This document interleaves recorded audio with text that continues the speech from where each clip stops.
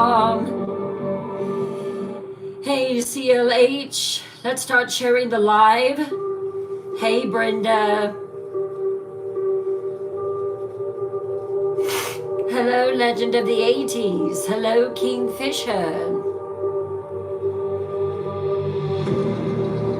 Hello, Sinister. Hey, Nana Sherry. Hey, Susie Blues. Hello, Sinister Kaiju.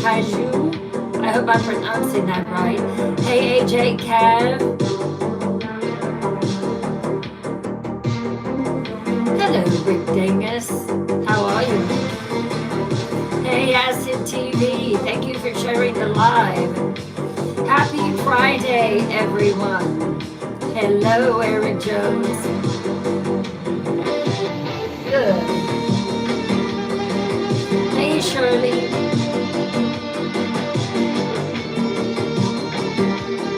Thank you, Nana Francis.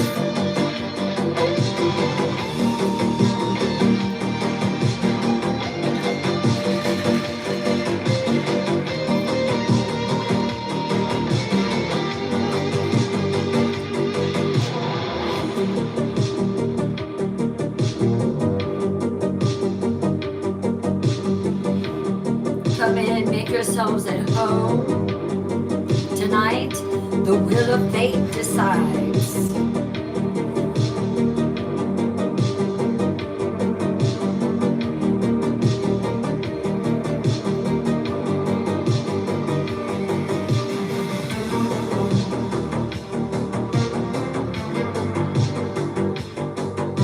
Did everyone have a good Friday? Are you ready for some scary stories?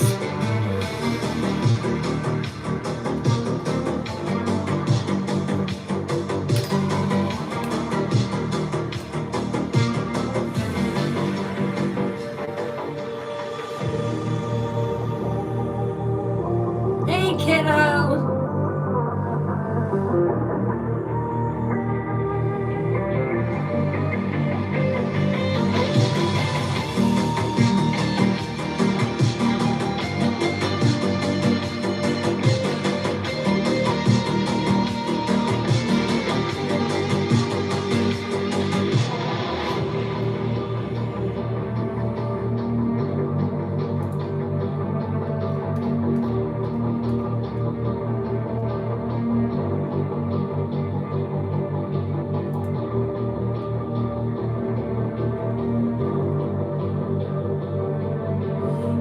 Your ears and your emotions are ready.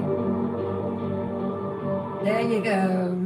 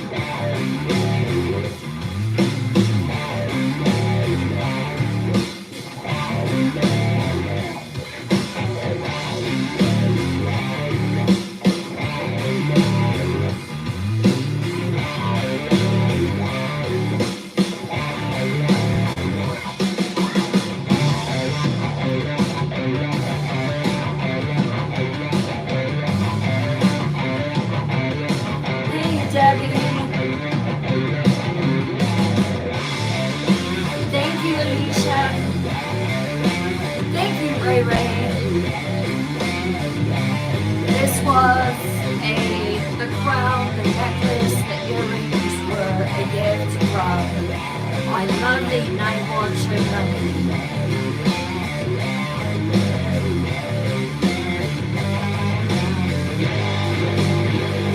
Hey, Firefly.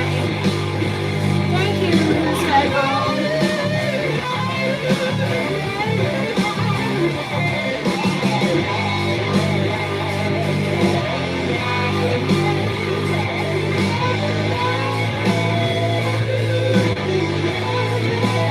Hey, Tony G. Tap, tap, tap, tap, tap, tap, tap, tap, tap. Thank you, Debbie.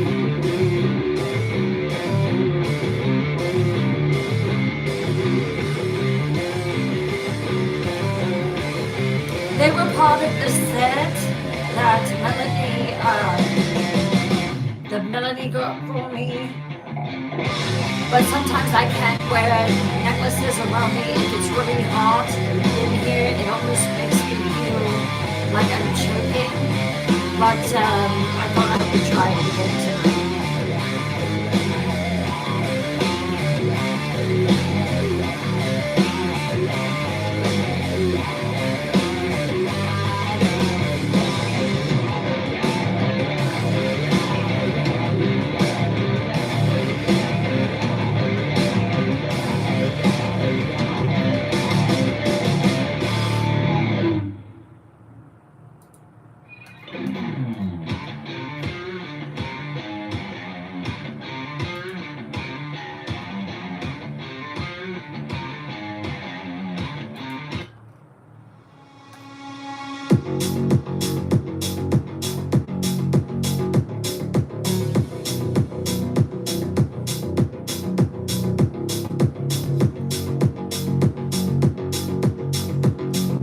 Hey, Kimberly.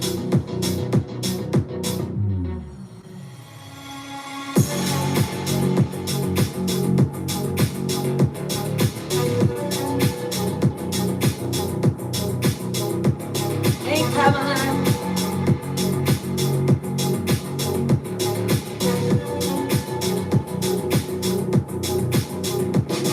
What story are you hoping the Wheel of Fate will choose tonight? Hey, Amy. You like the music? Who's that girl? Good. Did y'all hear that the final season of Stranger Things is coming out? Not until November. I'm just like, what? November?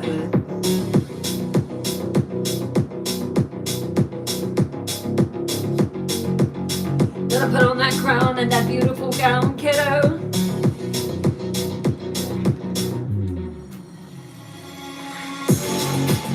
I will be picking up more merch tomorrow. Hello, Dunky Dunky Murphy.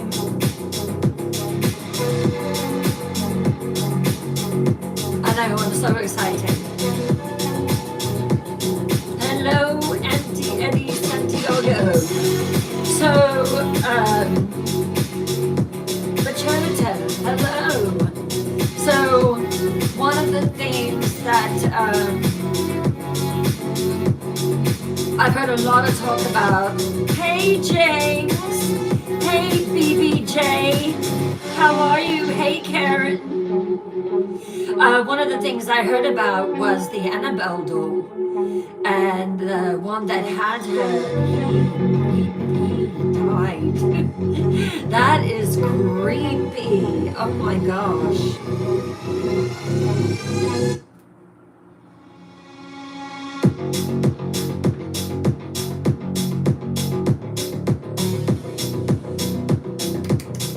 Yay, James.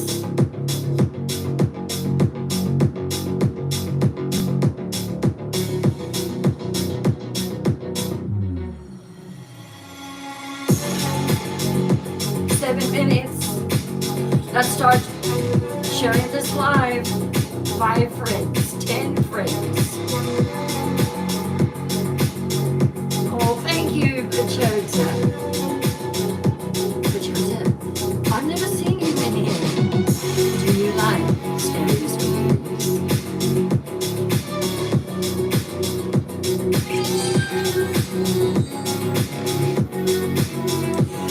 Yeah, Yeah, it's a new eyebrow pencil, and it's got the cutest little tip on it, so it makes it very fine.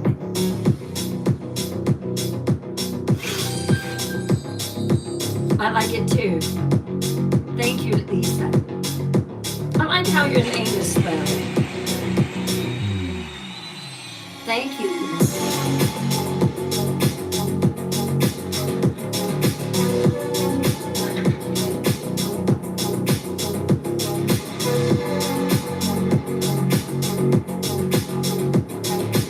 Alyssa without the A. That's pretty. Hey, Spitfire.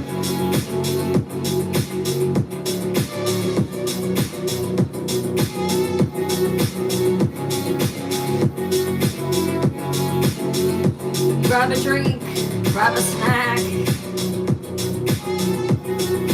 It is absolutely unbelievable. And now Hulk Hogan, just absolutely crazy.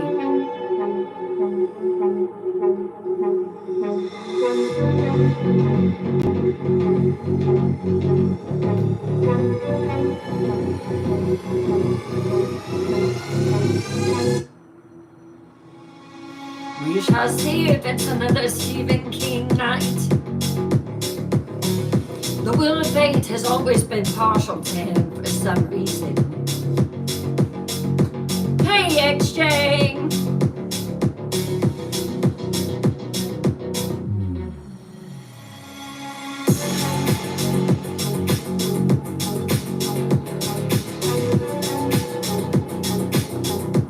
Thank you.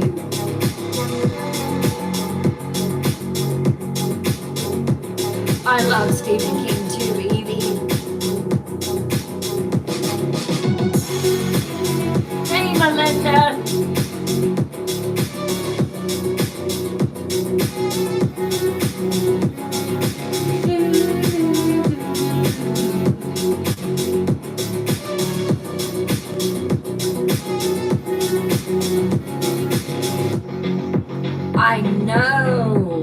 I know, Hanuni.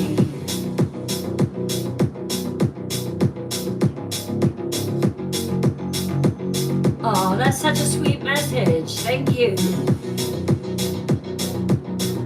Stephen King is a freaking genius. One of my, Julie sent me the list of all the stories that he has written. It is mind-boggling.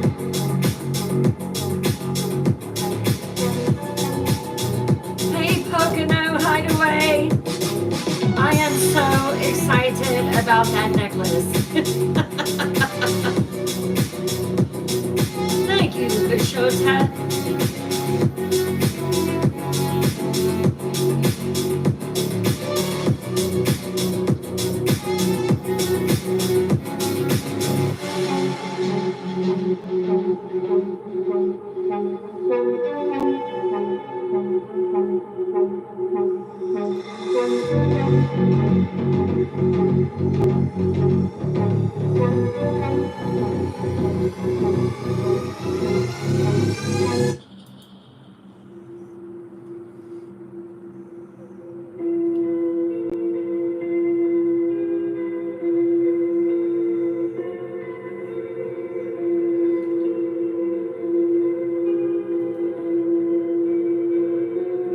Why, thank you, James.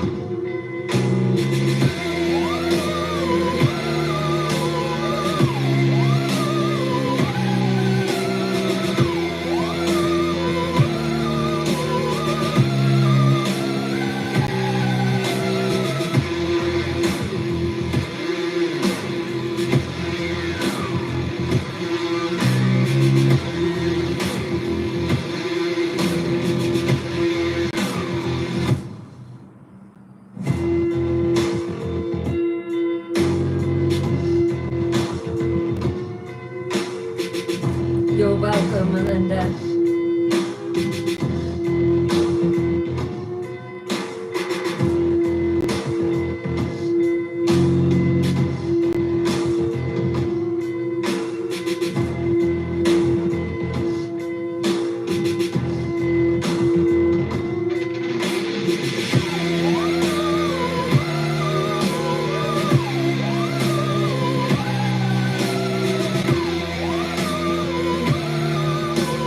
Hey, Lulu.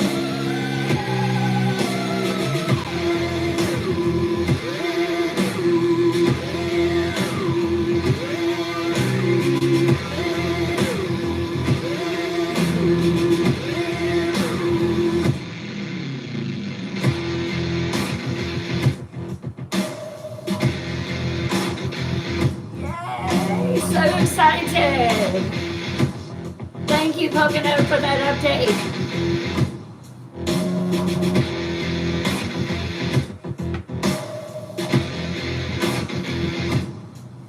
Hey, just sent a gift.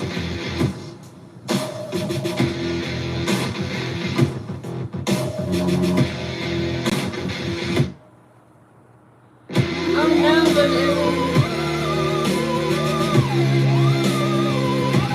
The Witcher Wood thing. Welcome.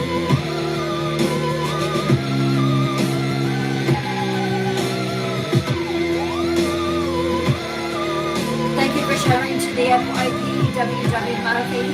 Would anyone else be willing to share to the FYP?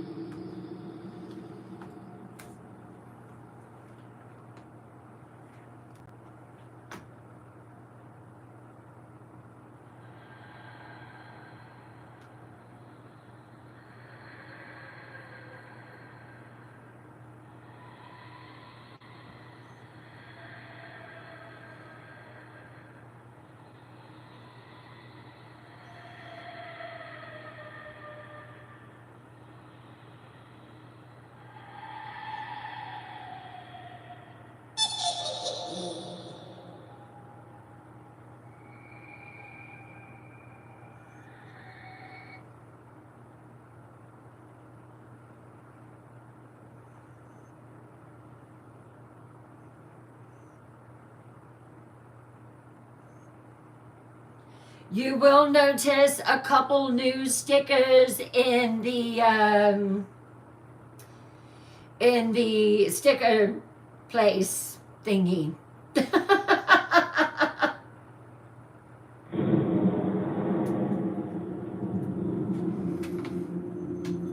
Welcome.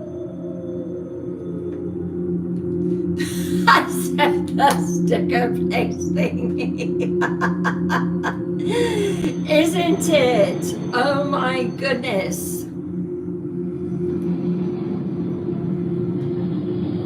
Now if I could just keep the hair out of my face.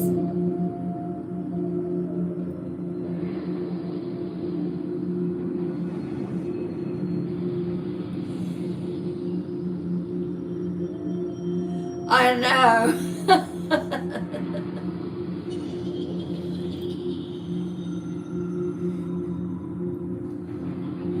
Welcome to Twisted Tales Live. If you're wondering who I am and what I am doing, my name is Bryn Morgan. I'm a horror author. I'm also a teller of scary stories, paranormal stories, ghost stories, true crime, serial unalivers, Appalachian horror, urban legend, cryptid, lore, aliens, horror stories, and horror movies come to life in story form. All of these categories are on the wheel tonight. It is the wheel of fate. Let the will of fate decide the stories I tell on Twisted Tales Live. Go ahead and type in the story that you want to hear. Maybe the will of fate will choose your choice, my dear.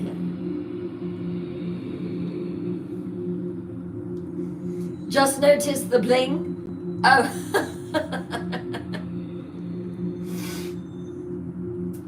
We are working on a new will of fate that is absolutely incredible. I was very busy in the night realm today and I was not able to get it ready, but it will be ready for next Friday. The following categories are Stephen King, short story, cryptid. He's happy about it. Paranormal. True crime. A little birdie told me that that is your favorite, Night Dwellers. Is it true? Short story. Appalachian horror. Aliens. Possession.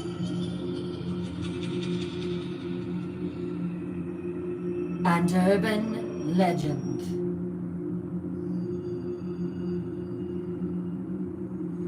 Let's see what the will of fate decides for the first story tonight.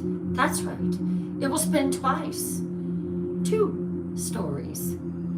Are you ready? Say spin it.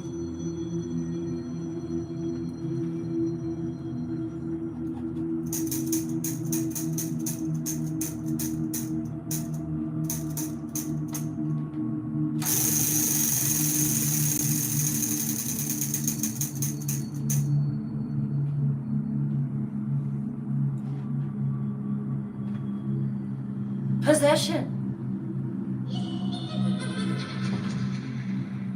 Possession will be our first story of the night. You got it, Kingfisher. I know, Julie. Let's get into story preparation, shall we? For those of you who have been a night dweller for some time, you know how we go into story time. But for those of you who are new, let's show you what to do.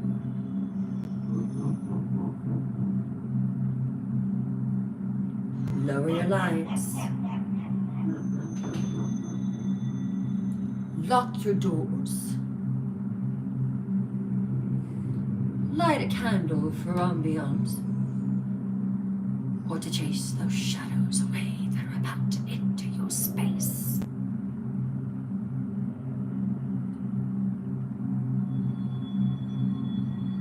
Pull your curtains nice and tight. Wrap yourself in your warmest blanket to avoid the chills that are about to crawl up your spine. And let's begin. Tonight's possession story will be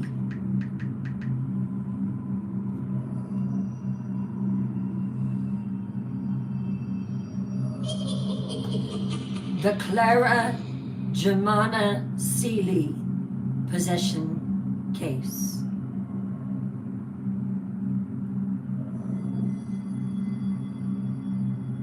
Let me know in the comments. I'm ready, Night Queen.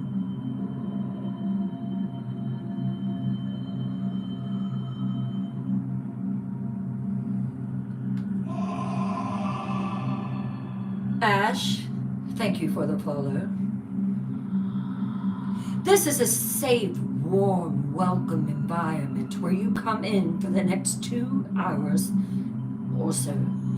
And you just relax and lay back and listen to these stories. There is no judgment here.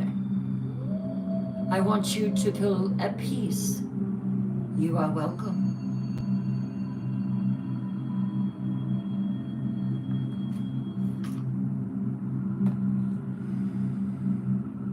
Welcome back to the Night Realm, Night Dwellers. I am your Night Queen, and tonight I bring you a tale so terrifying, so documented, so real, that it will shake your faith in everything you thought you knew about the battle between good and evil. In the hills of South Africa, in the year 1906, something ancient and malevolent chose a young girl named Clara Jemima Cole Seeley as its vessel. What followed was one of the most documented and witnessed cases of demonic possession in recorded history. A case that would terrify an entire mission school, challenge the faith of devoted nuns, and leave scars on everyone who witnessed the unholy transformation of an innocent soul. Thank you.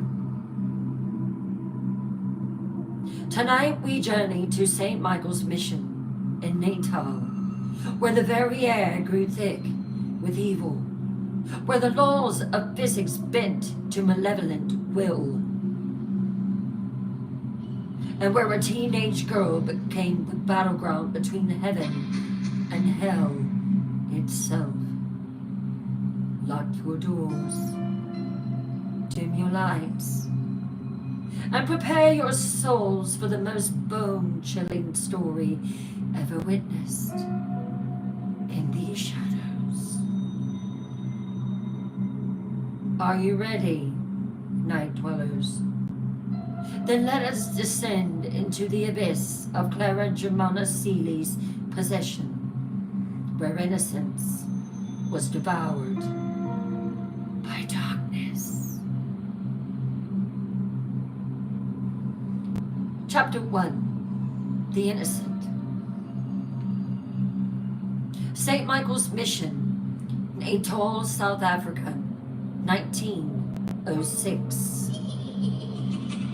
The morning mist clung to the hills surrounding St. Michael's Mission like the breath of sleeping spirits. It was February 1906, and 16-year-old Clara Jemima Seeley knelt in the small chapel. Thank you. Her dark hands clasped in prayer, her voice joining the other girls in their morning devotions. Hail Mary, full of grace, Clary whispered, her voice pure and clear as mountain water. The Lord is with thee. Sister Magdalena watched from the back of the chapel, her weathered face soft with maternal pride. Clara had been at the mission for 3 years now, ever since her parents had brought her from their village deep in the Zulu territories. She was one of their most devoted students, quick to learn, eager to please, and possessed of a faith that seemed to burn like a sacred flame. Blessed art thou among women, and blessed is the fruit of thy womb, Jesus. The girls continued in unison, their voices echoing off the stone walls. After prayers, Clara approached Sister Magdalena with her usual morning greeting. Good morning, sister. How may I serve the Lord today? Sister Magdalena smiled, adjusting her wimple against the morning breeze. Clara, my child, your devotion never ceases to amaze me.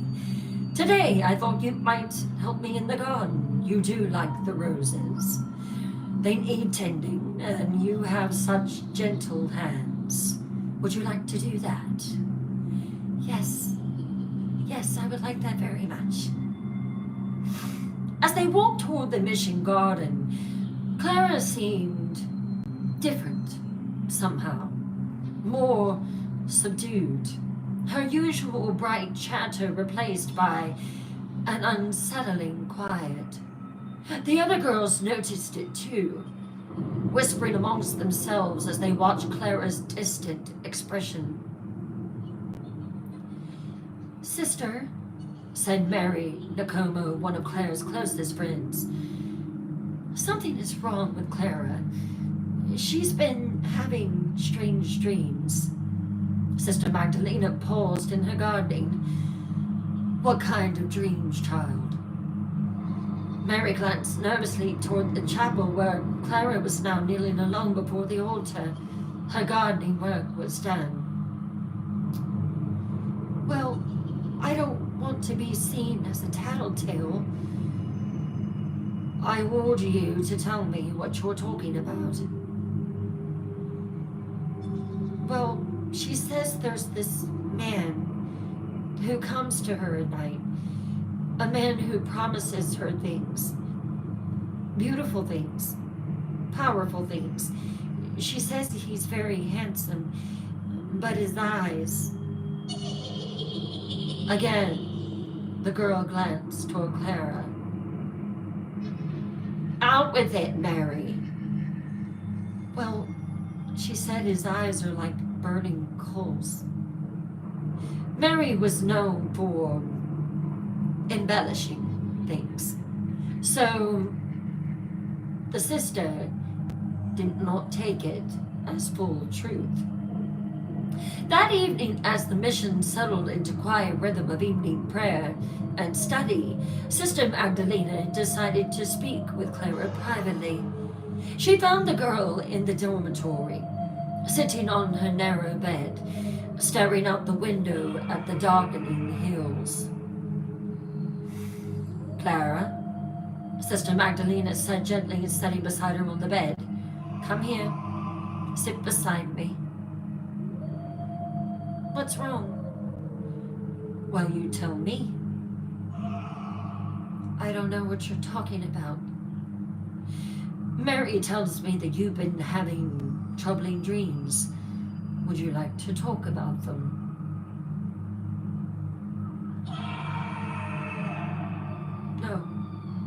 No, I don't."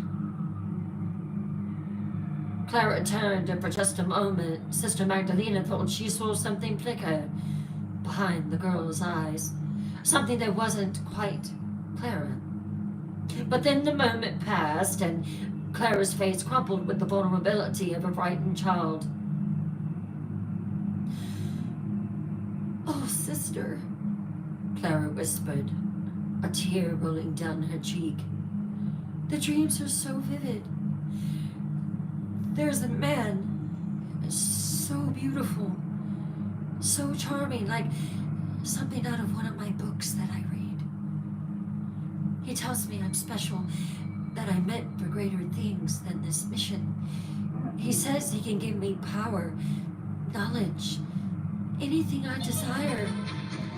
Is it God, Sister Magdalena? Is God speaking to me?"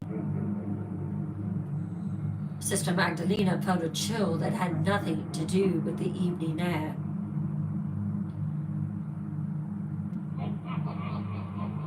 "What do you tell him in these dreams, child?" Clara's voice dropped to barely a whisper. I think I said yes, sister. I think I told him yes." "Told him yes to what?" "That I wanted everything he promised me." The candle on the nightstand flickered, though there was no wind. Sister Magdalena reached for her rosary, her fingers trembling slightly as they found the familiar beads. "Clara," she said firmly, It was the most firm that Sister Magdalena had ever had to be with Clara before. Tomorrow we will speak with Father Horner. These are not ordinary dreams, child. I fear something dark has taken an interest in your soul. But I've done nothing wrong. I've done nothing wrong. You told him you wanted the world. That's what Satan promised Jesus.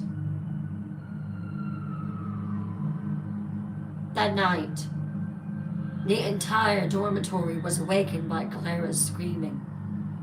The nuns rushed to her bed to find her thrashing violently. Her eyes rolled back until only the white slowed, speaking in a language none of them recognized. A guttural, ancient tongue that seemed to make the very air in the room grow thick and oppressive. Get away from me! Clara suddenly shrieked in English, her voice deeper than it ever should have been. She belongs to me now. The contract is sealed. But when the girls lit more candles and gathered around her bed, Clara was unconscious, sleeping peacefully as if nothing had happened. The only evidence of the night's terror was a strange smell lingering in the air. Sulfur and burnt flesh, and 5 deep scratches on the walls above Clara's bed, as if something with claws had marked its territory. Sister Magdalena knelt beside Clara's bed for the rest of the night, praying with an urgency that she had never felt before. This girl was special to her. There had never been an issue with her. She had served at missions across Africa for 20 years, but she had never encountered anything like this young girl. As dawn broke over the hills, she realized with growing dread that their peaceful mission was about to become a battleground between good and evil. And Clara Germanoc Seeley was about to become the battlefield. Question: what was the significance of Clara saying yes in her dreams? And why did her transformation begin so suddenly after 3 years of devotion? There was no waiting in this possession. It was instant transformation. Chapter 2. The First Signs. The Awakening of Evil. February through March 1906. Father Benedict Horner arrived at St. Michael's Mission on a Tuesday morning. His weathered face was grave with concern after receiving Sister Magdalena's urgent letter. He was a man who had seen much in his 30 years of service to the church in Africa.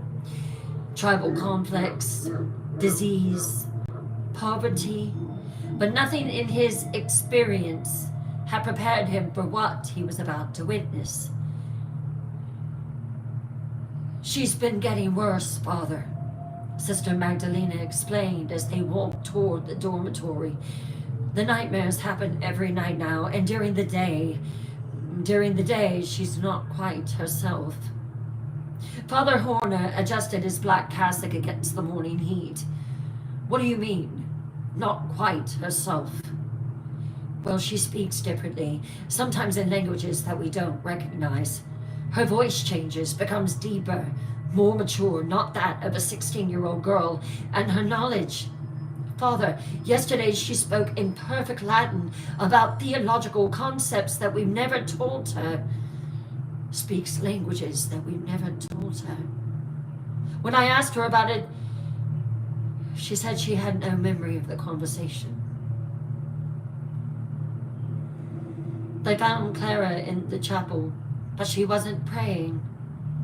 She was standing before a wood crucifix, quite large, her head tilted, at an unusual angle.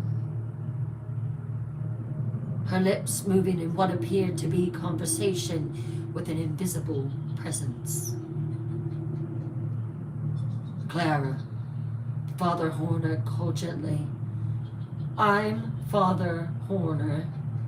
I'd like to speak with you. Clara turned, and Father Horner felt his breath catch in his throat. The girl's eyes were wrong, not their natural chocolate brown, but a deep, unsettling black that seemed to absorb light rather than to reflect it. When she smiled, it was a knowledge far beyond her 16 years. Ah, the priest, Clara said, but her voice had an unusual inflection, as if she were tasting the words. How delightful. I've been expecting you. Have you? Father Horner kept his voice steady, though his hand instinctively moved to the crucifix around his neck. And why is that? Clara's smile widened, revealing teeth that seemed somehow sharper than they should be. Because you're here to try to take me away from her. But you can't. You know, the contract is binding.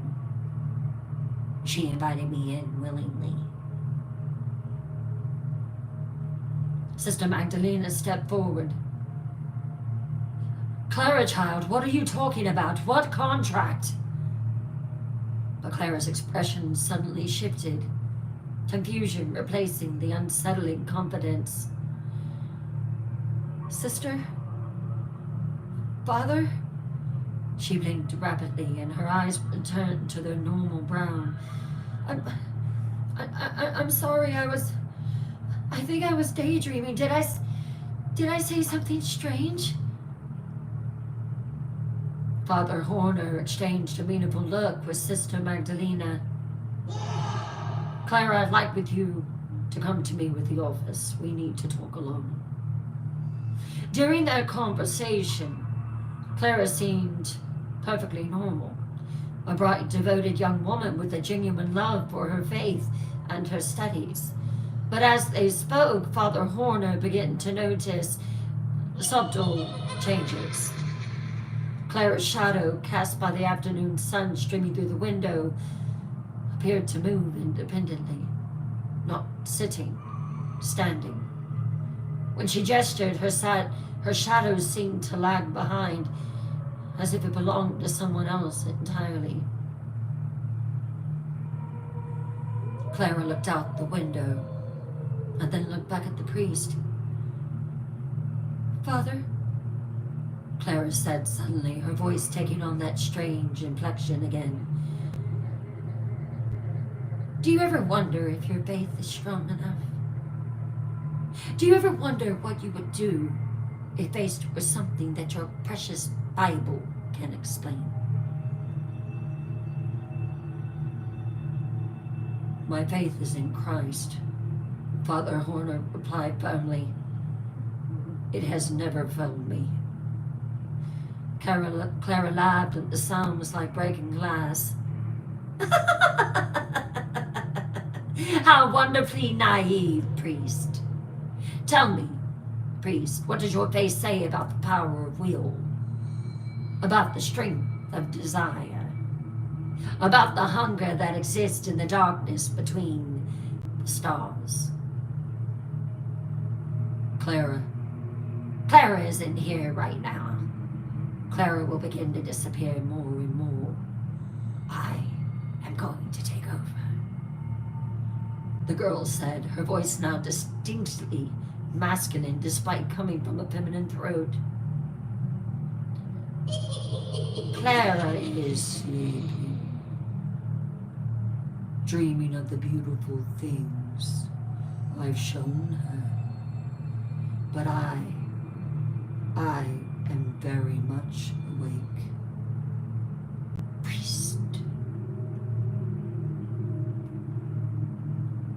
Father Horner reached for his holy water on his desk, but before he could retrieve it, Clara's chair scraped backward across the floor, though she hadn't moved to push it.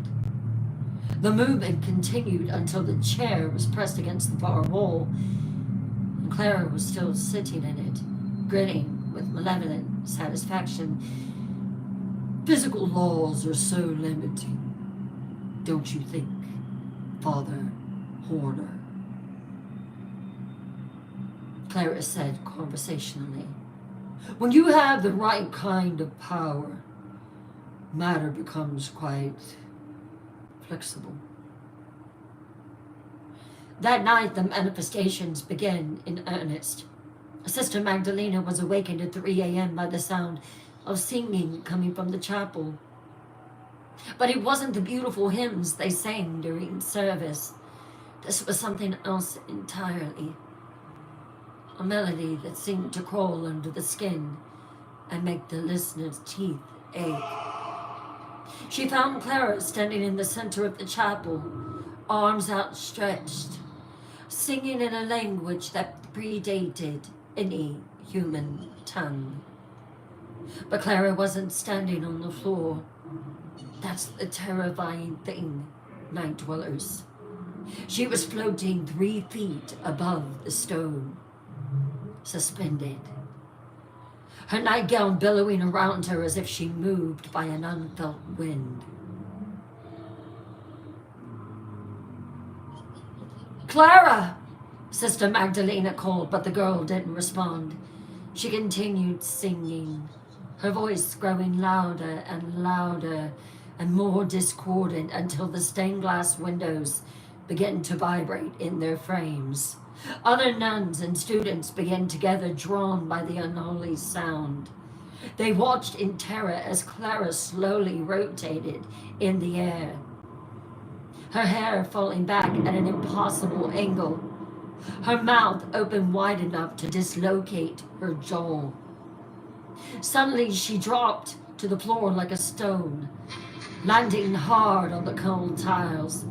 When she opened her eyes, they were her own again, filled with confusion and pain.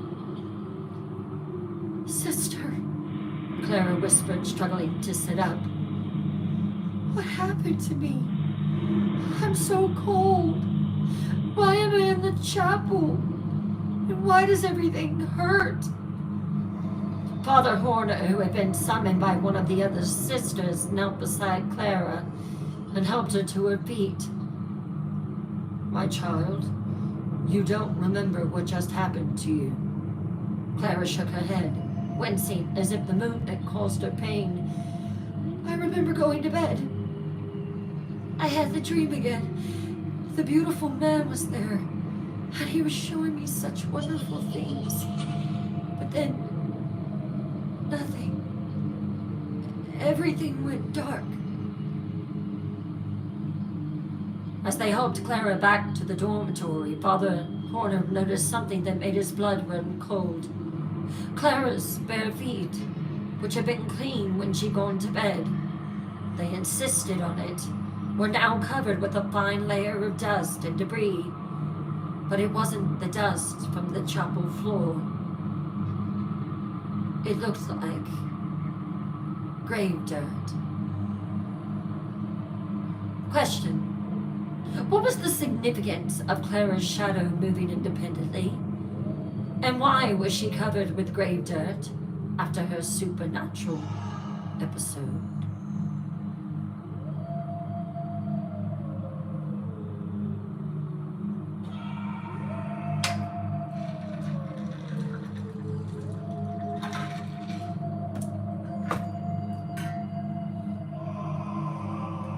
Chapter 3.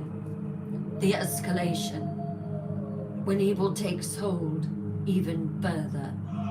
March through April 1906. By the end of March, St. Michael's Mission had become a place of constant terror. What had begun as disturbing dreams and strange behavior had escalated into supernatural phenomena that defied all logical explanation. Clara Germana Seeley was no longer just experiencing possession. She was becoming something else entirely.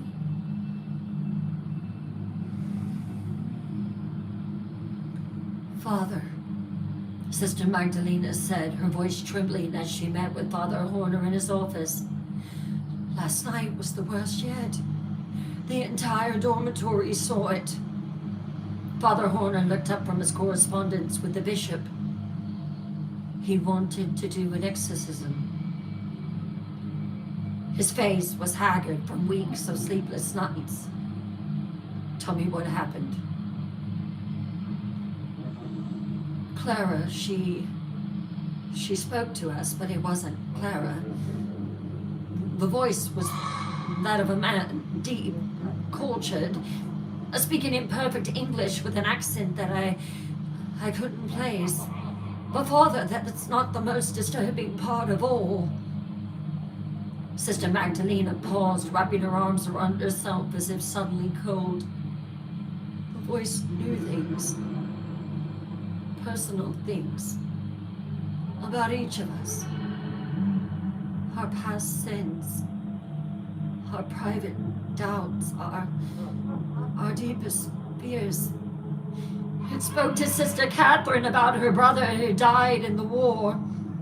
Details that no one here could possibly know. It told Sister Rose about the child that she lost before she took her vows. A secret she's never shared with anyone. Father Horner set down his pen, his full attention now on the terrified nun. What else? It spoke about you, Father. It said terrible things. What did it say? It said that you would sin just as you sinned in Rhodesia. It mentioned names and dates. Father, all the names were girls. Girls from the convent there. Father, what happened in Rhodesia?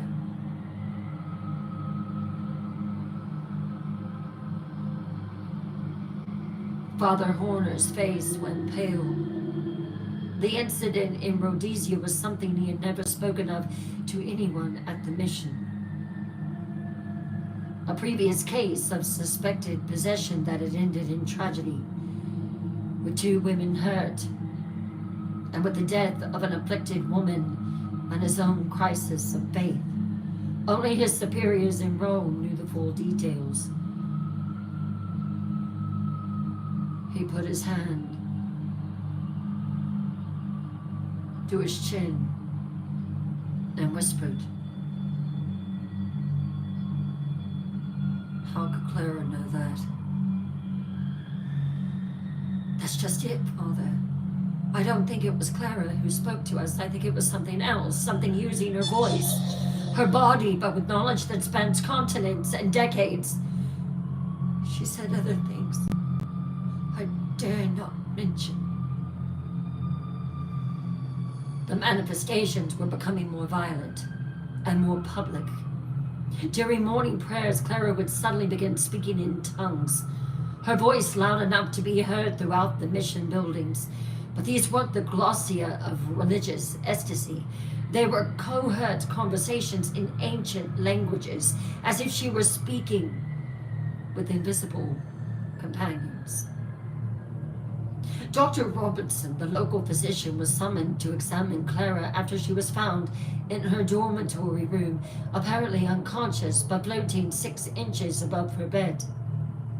His medical report, which would later become crucial evidence in the church's investigation, documented phenomena that challenged everything he understood about human physiology. He wrote down, "The patient displays signs of what can only be described as supernatural possession. Dr. Robertson wrote. During my examination, her body temperature fluctuated wildly, from dangerously low to fever levels. Within minutes, with no medical explanation, her pulse would stop entirely for minutes at a time, only to resume at double the normal rate. Most disturbing, he continued, was the incident during which the patient appeared to understand and respond to questions posed in Latin, ancient Greek, and what appears to be Aramaic. Given that the patient has received only basic education at the mission, this knowledge should be impossible. But the most terrifying incident occurred on a Tuesday evening in early April. Clara had been confined to a small room at this point that was adjacent to the chapel, under constant supervision by 2 nuns who took shifts watching her. Sister Bernadette was on duty when the manifestation began. It started with laughter, Sister Bernadette later reported, but not human laughter. I would say more a growl. Yes, I would compare it to a growl. But it was something that made the candles flicker, and the temperature in the room dropped so suddenly that I could see my breath, Father. Clara, who had been lying quietly on her narrow bed, suddenly sat up with a fluid motion that seemed to defy the normal mechanics of human movement. When she turned to look at Sister Bernadette, her face had changed entirely. "Good evening, sister," Clara said, but the voice was unmistakably masculine, cultured, and filled with mocking amusement. "I hope you're comfortable. You'll be watching for quite some time." "Clara, in the name of Christ, I command you to..." "Christ?" The thing wearing Clara's face laughed again. "Oh, sister. Oh, my dear sister. You misunderstand the nature of power entirely. Your Christ holds no dominion here. This girl invited me in of her own free will. She wanted power, knowledge, freedom from the tedious constraints of your pathetic little mission. And I have given her everything she desired. I can give it to you too. Just say the word."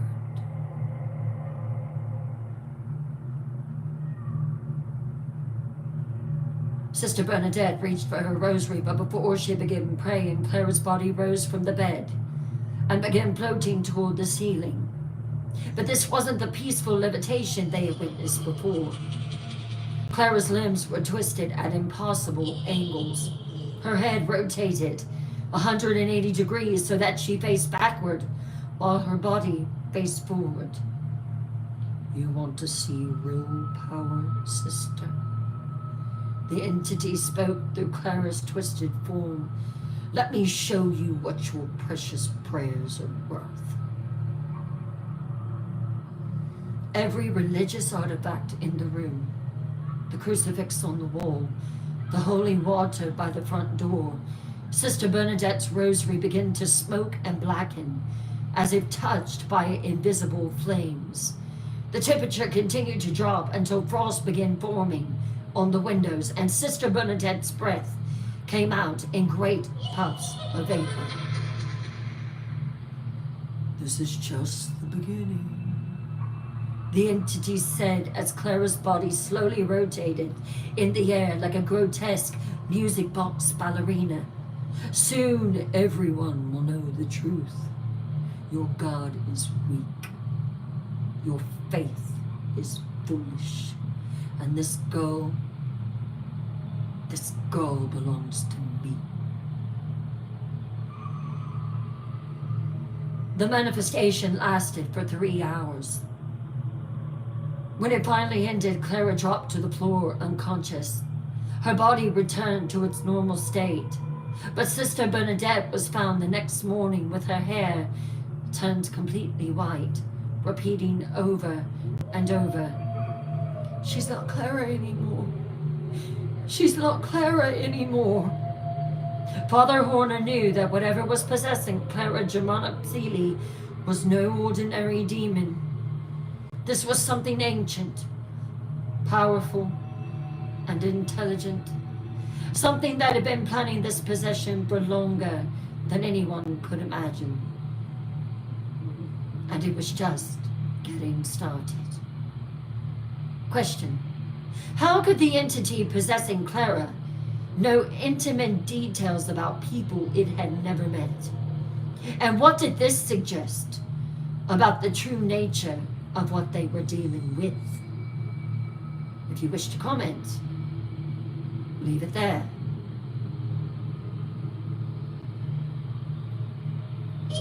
If you are enjoying this story of the possession of Clara Germana Seely, will you share it?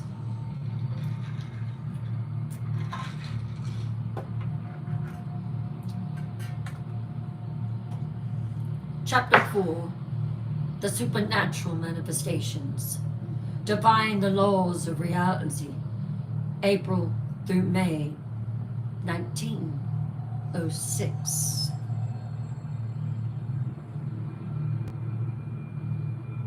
The supernatural events at St. Michael's Mission had reached a level that defied not just religious explanation, but scientific understanding itself.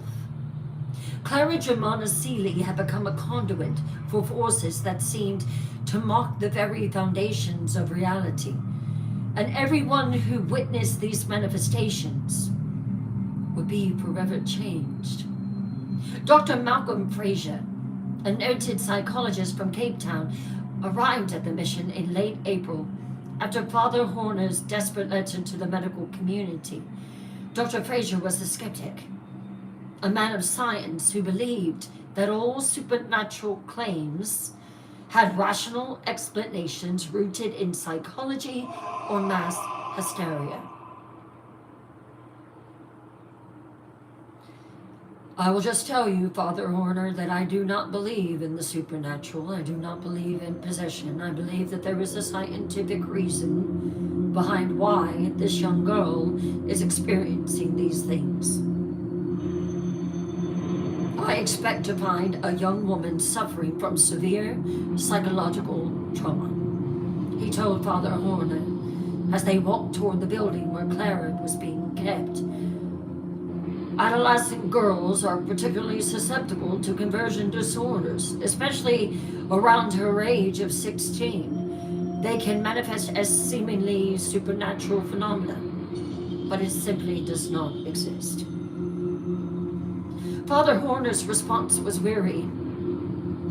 His hands were shaking. Doctor, I pray that you're right. I pray that this is all in our minds, because the alternative is too terrifying to contemplate. They found Clara sitting peacefully in her room, reading a Bible and humming a hymn. She looked up as they entered, her face bright with innocent curiosity. "Good afternoon, Father," she said in her normal sweet voice. "Who is your friend?" "Clara, this is Dr. Fraser. He's here to help us understand what's been happening to you." Dr. Fraser approached with his medical bag, his manner professional and reassuring. "Hello, Clara. I'm just going to ask you some questions and perhaps perform a simple examination. Is that all right with you?" Clara nodded eagerly. "Of course, Doctor. I do want to get better. These blackouts I've been having, they frighten me so." For the first hour, Dr. Fraser interviewed, and it proceeded normally. Clara answered questions about her background, her life at the mission, and her experiences with what she called the dreams. She seemed like a perfectly normal girl, if somewhat sheltered young woman. Then Dr. Fraser made a crucial mistake. He pulled out a photograph, a picture of his deceased wife, which he carried in his medical bag as a memento. Clara glanced at the photograph, and her entire demeanor changed instantly. Her sweet expression was replaced by something cold and calculating. And when she looked up at Dr. Fraser, her eyes had turned that unsettling black. He didn't notice.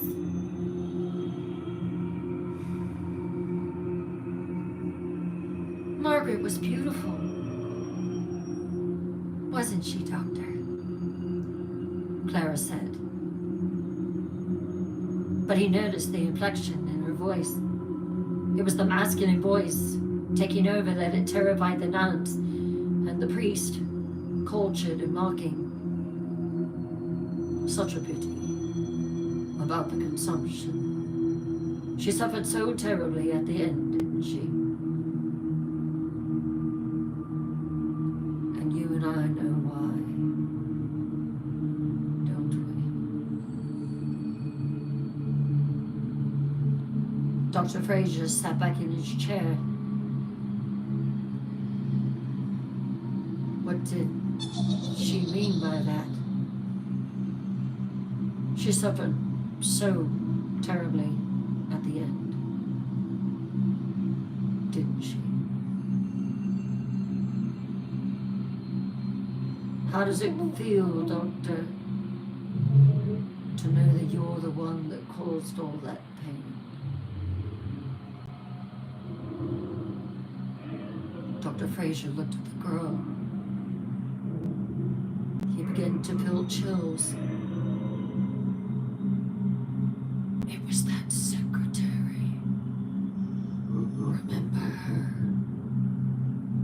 The pretty one.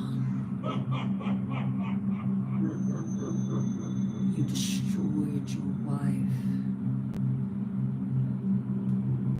by coveting your secretary. But then you went even further, didn't you? A growl came out of Clara's mouth. Dr. Fraser sat back in his chair even further. He dropped his medical bag, his face gone white with shock. How could you possibly know that? I know everything, Doctor. Everything you did in your back office, in the same house, with your wife, taking care of your children.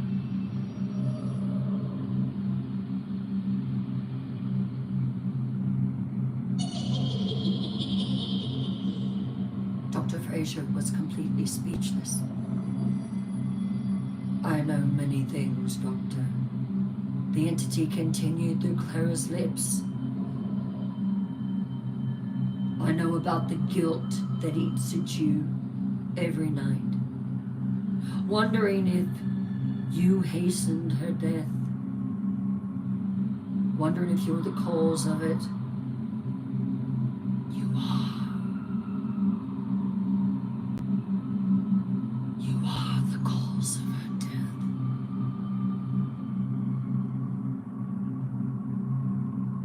You know, she wrote a letter to you, asking why. How could you do it?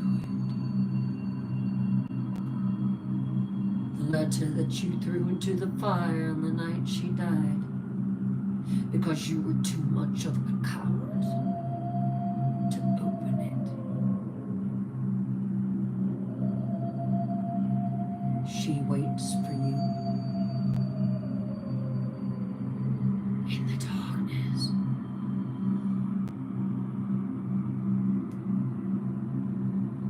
Stop it! Dr. Fraser whispered desperately, "Stop!" beckoning toward the door.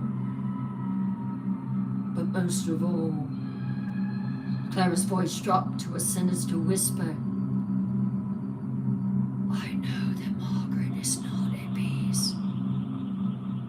She wanders, Doctor. She wanders in the spaces between life and death, that gray area. And she calls your name. I know her quite well. Would you like me to deliver a message to her?" What happened next was witnessed by Dr. Fraser, Father Horner, and 2 nuns who had been standing guard outside the room. Clara's body began to levitate, rising slowly until she was pressed against the ceiling. But as she rose, her body began to change. Her limbs elongated unnaturally, stretching like rubber, until her arms were nearly twice the normal length. Her fingers extended into claw-like appendages, and her mouth opened wide enough to reveal rows of teeth that were definitely, most definitely, not human. Most horrifyingly, her skin began to emit a faint phosphorescent glow, as if lit within by some unholy fire. "Behold," the entity spoke through this transformed vision of Clara, "the true face of your power, your science, your medicine, your rational explanations, all meaningless before the faces and forces that have existed since before your pathetic species crawled from the primordial mud."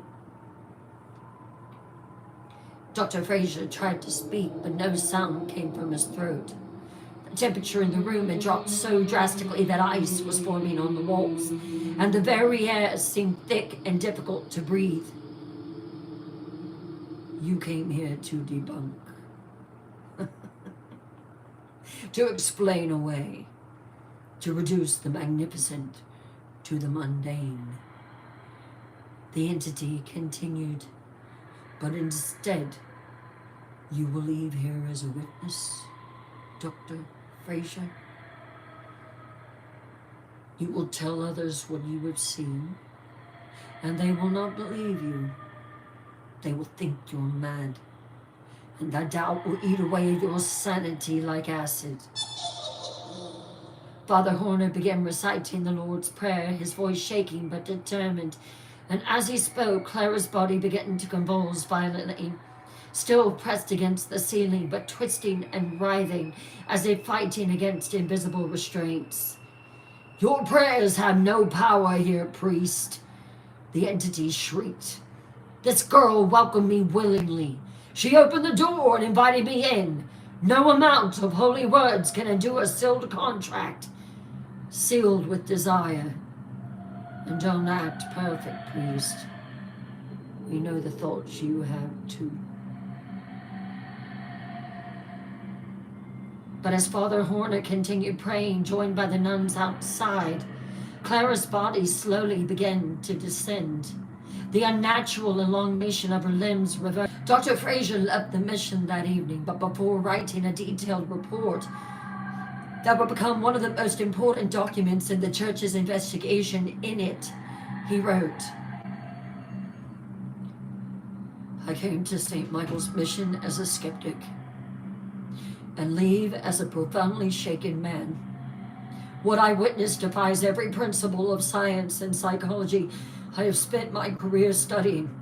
The young woman known as Clara Germana Seeley is possessed by something that is not human, not natural, and not bound by the physical laws that govern our reality. This entity demonstrated knowledge of my personal life that no earthly source could have provided. It displayed physical capabilities that are impossible for any human being. Most disturbingly, it showed me that the boundaries between the living and the dead, between the natural and supernatural, are far more fragile than we dared to believe. The manifestations continued to escalate. Clara would be found floating in her room at all hours of the day and night, levitating and floating around the room. Religious objects would spontaneously combust in her presence. The very walls of her room began to bleed, not metaphorically, but literally, with streams of red liquid that DNA testing would later prove to be human blood from sources that could never be identified. But perhaps the most terrifying manifestation was Clara's newfound ability to see and communicate with the dead. She would hold long conversations with invisible presences, often providing information about deceased locals that could not possibly have been known. When Miss Nakomo from the nearby village came to pray for her sick child, Clara told her in perfect Zulu, a language she had never been taught, about her deceased mother's final message of love and forgiveness. Miss Namoko fled in terror because the message Clara delivered contained details about her mother's death that no living person knew. By May 1906, it was clear that Clara Germana Seeley was no longer fighting a personal battle with demonic possession.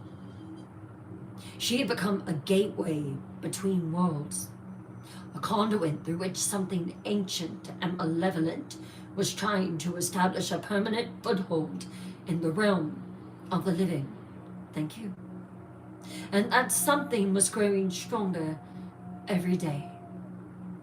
Question: why was Clara able to serve as a gateway between the living and the dead? And what did this suggest about the entity's ultimate goal?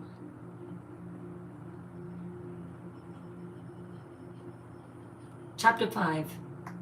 The Church Investigates.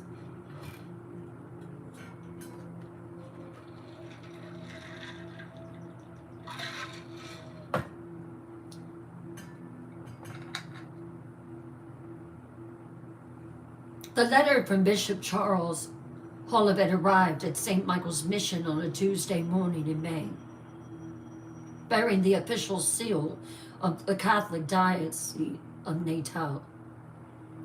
Father Horner opened it with trembling hands, knowing that this correspondence would determine the fate of Clara Germana Seeley and everyone at the mission. My dear Father Horner, the letter began. Your reports regarding the young woman in your care have reached the highest levels of church authority. While such claims are always met with appropriate skepticism, the testimony of multiple witnesses, including medical professionals, demands official investigation. Father Horner read aloud to Sister Magdalena. I am therefore dispatching Father Giuseppe Erasmus, our most experienced exorcist, along with a team of investigators to document and, if necessary, address what appears to be a genuine case of demonic possession. They will arrive within the fortnight. Sister Magdalena crossed herself. Oh, thank the Lord. Perhaps now Clara can find peace.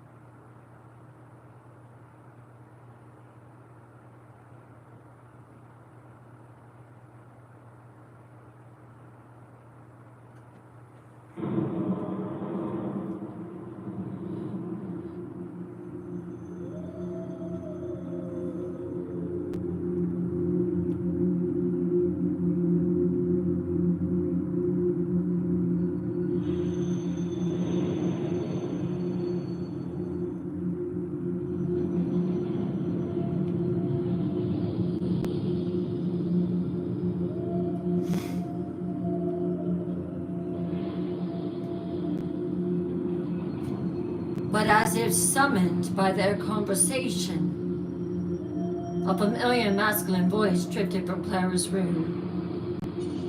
Peace?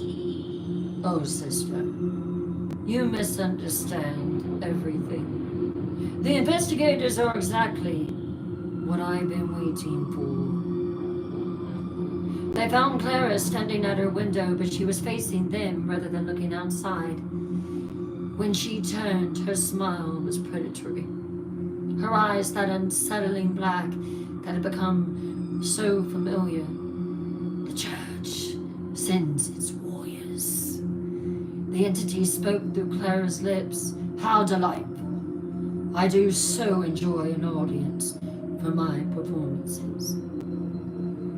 Father Erasmus arrived on June the 3rd, 1906, accompanied by Father Michael Bradley, a church scholar specializing in demonology, and Dr. Antonio Santos, a physician whose role was to document any medical aspects of the possession. The team also included Brother Thomas Wright, whose job was to record every detail of the investigation for the church archives.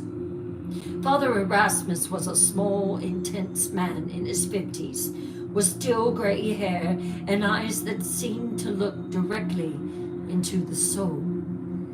He had conducted 17 exorcisms in his 25 years of service, and his reputation for dealing with supernatural evil was legendary throughout the Catholic missions of Africa. Before we begin, Father Erasmus told the assembled group, "You must understand what we are dealing with. It's not a troubled young woman, but an ancient evil that has chosen her as its vessel. Our goal is not to clear and cure Clara because she is not sick. Our goal is to wage war against an enemy that has existed before the creation of mankind." The formal investigation began immediately. Clara was moved to a specifically prepared room in the basement of the mission chapel, a space that had been blessed repeatedly and decorated with religious artifacts from Rome. Every corner contained holy water fonts, crucifixes lined the walls, and the floor was marked with sacred symbols designed to contain supernatural forces. "Clara," Father Erasmus said gently as they brought her to the room, "I am here to help you, but I need you to understand that this will be difficult for both of us." Clara looked at him with her own eyes, brown, innocent, and filled with desperate hope. "Father, can you really help me? The dreams, the beautiful man, they're getting worse. Sometimes I feel like I'm drowning in darkness and I can't find my way back to the light. What did I do wrong? What did I do wrong? What did I do wrong? What did I do wrong? What did I do wrong?"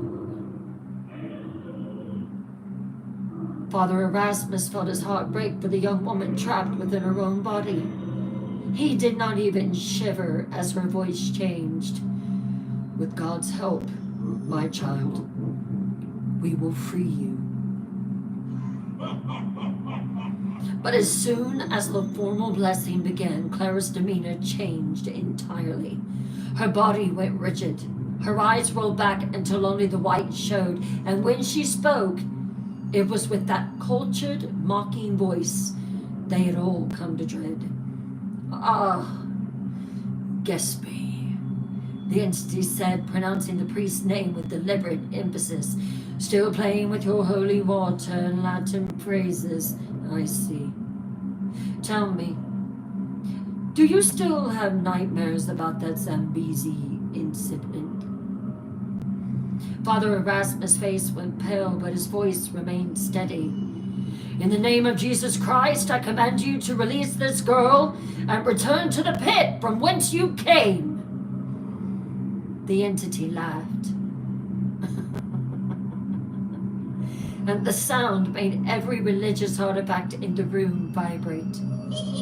"The Zambezi incident. Poor little Maria Santos. only 14 years old. You tried so hard to save her, didn't you, Erasmus? But your faith wasn't strong enough then, and it is not strong enough now. Dr. Santos looked up sharply from his notes. Did it say Maria Santos? That was my sister. She died in Mozambique 20 years ago. But it wasn't from possession, it was from a fever.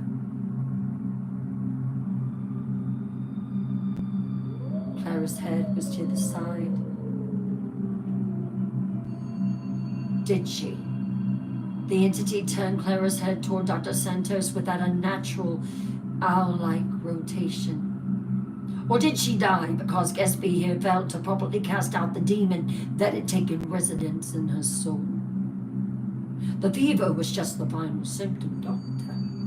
The real cause was spiritual corruption, and your dear sister suffered for weeks while this incompetent excuse of a priest fumbled with his rituals. Father Erasmus had gone completely white. The Zambezi incident was classified by the church. No one outside the highest levels of authority should have known about that, and certainly not the specific details the entity was revealing. Brother Thomas Wright's hand shook as he tried to continue taking notes. What was happening went beyond just possession. This was an intelligence that seemed to have access to information spanning decades and continents, personal details that it should have been impossible for anyone to know.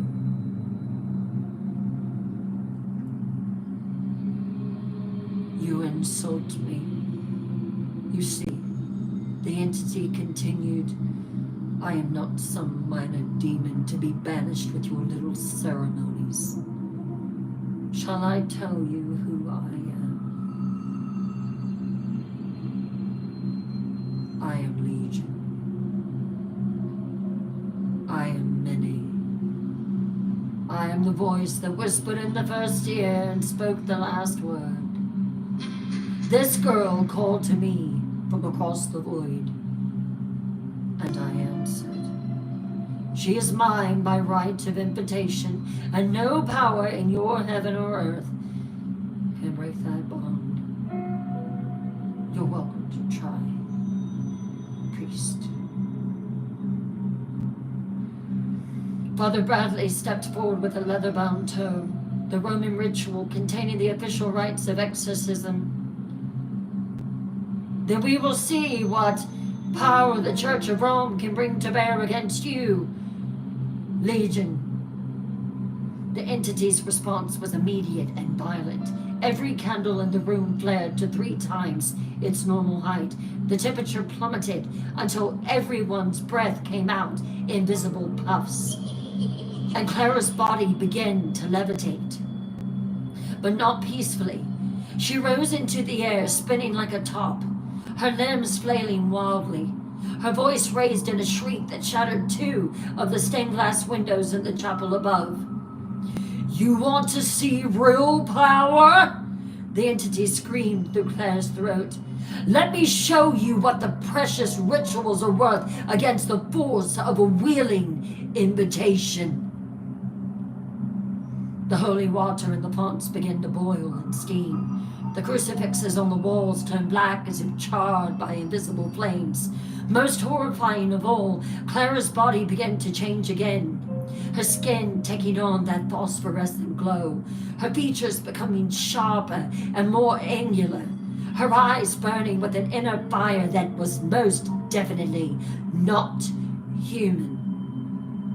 Father Erasmus began the formal rite of exorcism, his voice rising to be heard over Clara's inhuman shrieks. Exorcizo te homines spiritus immunde in nomine Dei Patris or nomine Potentes. But as he spoke, the entity's laughter grew louder, and its words cut through the Latin like a blade. Your God has no power here, priest. This girl opened the door willingly. She signed the contract of her own desire, and now she will serve as my gateway to bring a new age of darkness to your pathetic world. The first official exorcism of Claire Germana Seeley lasted 6 hours and ended in total failure. When it was over, Clara collapsed unconscious, but the entity's presence was stronger than ever.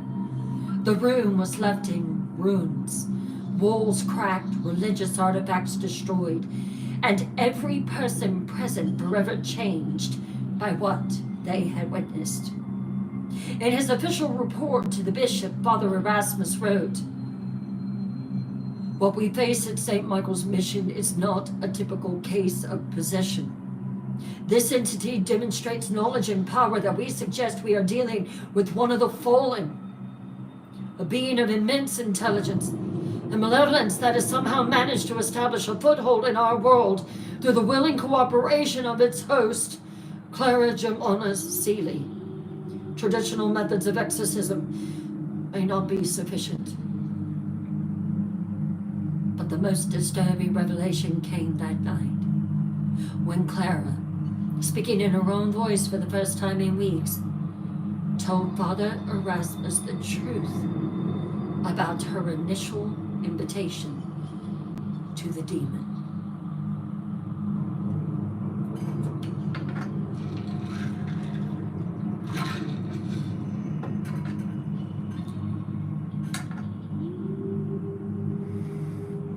"Father," she whispered, tears streaming down her face, "I need to tell you something. In my dreams, when the beautiful man first came to me, I didn't just say yes to his offers of power and knowledge. I said yes to something else."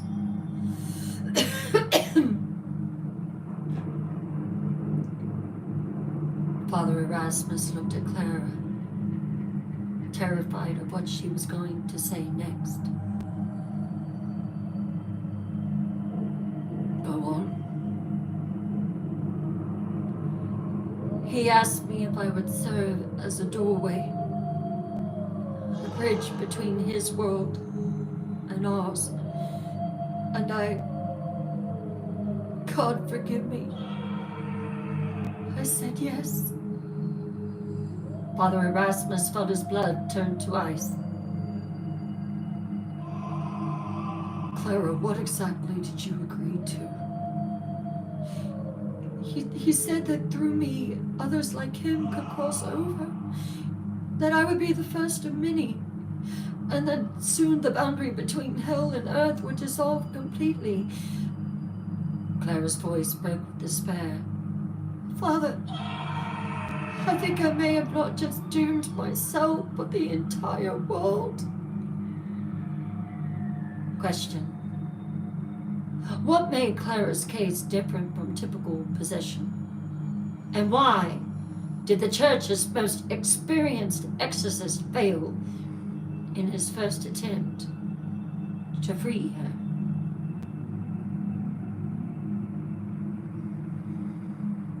Chapter 6. The Failed Exorcisms. When Faith Meets Ancient Evil. June through July 1906.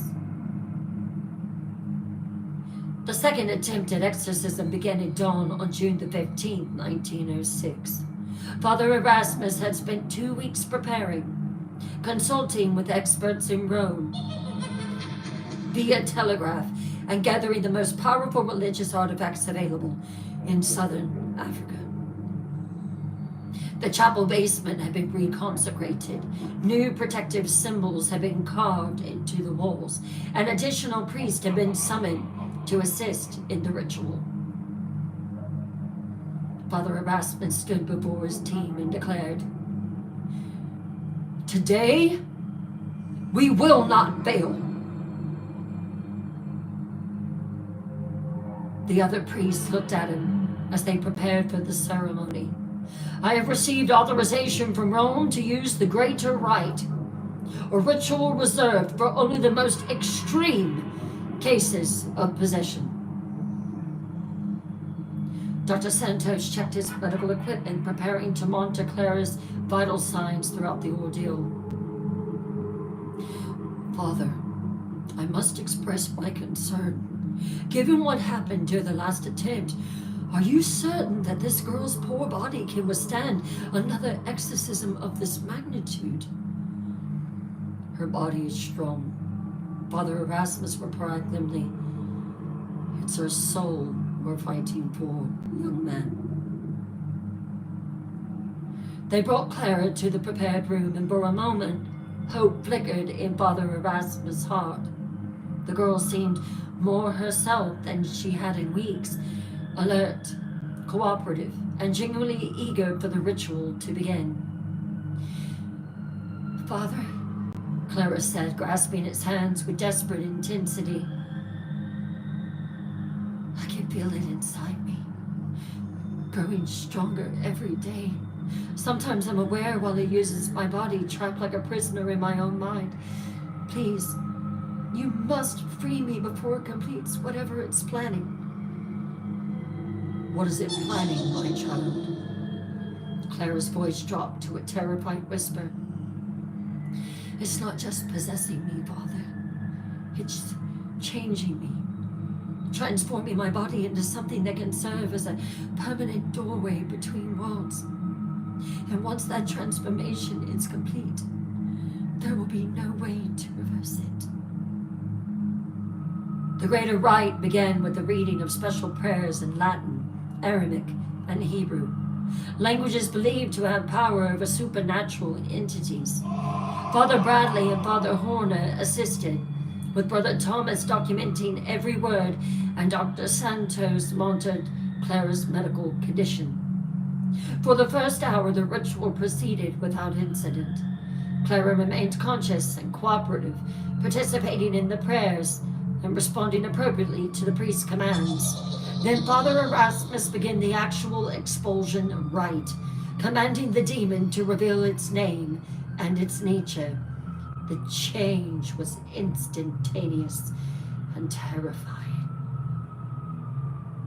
Clara's body went rigid, her back arching until only her head and heels touched the chair.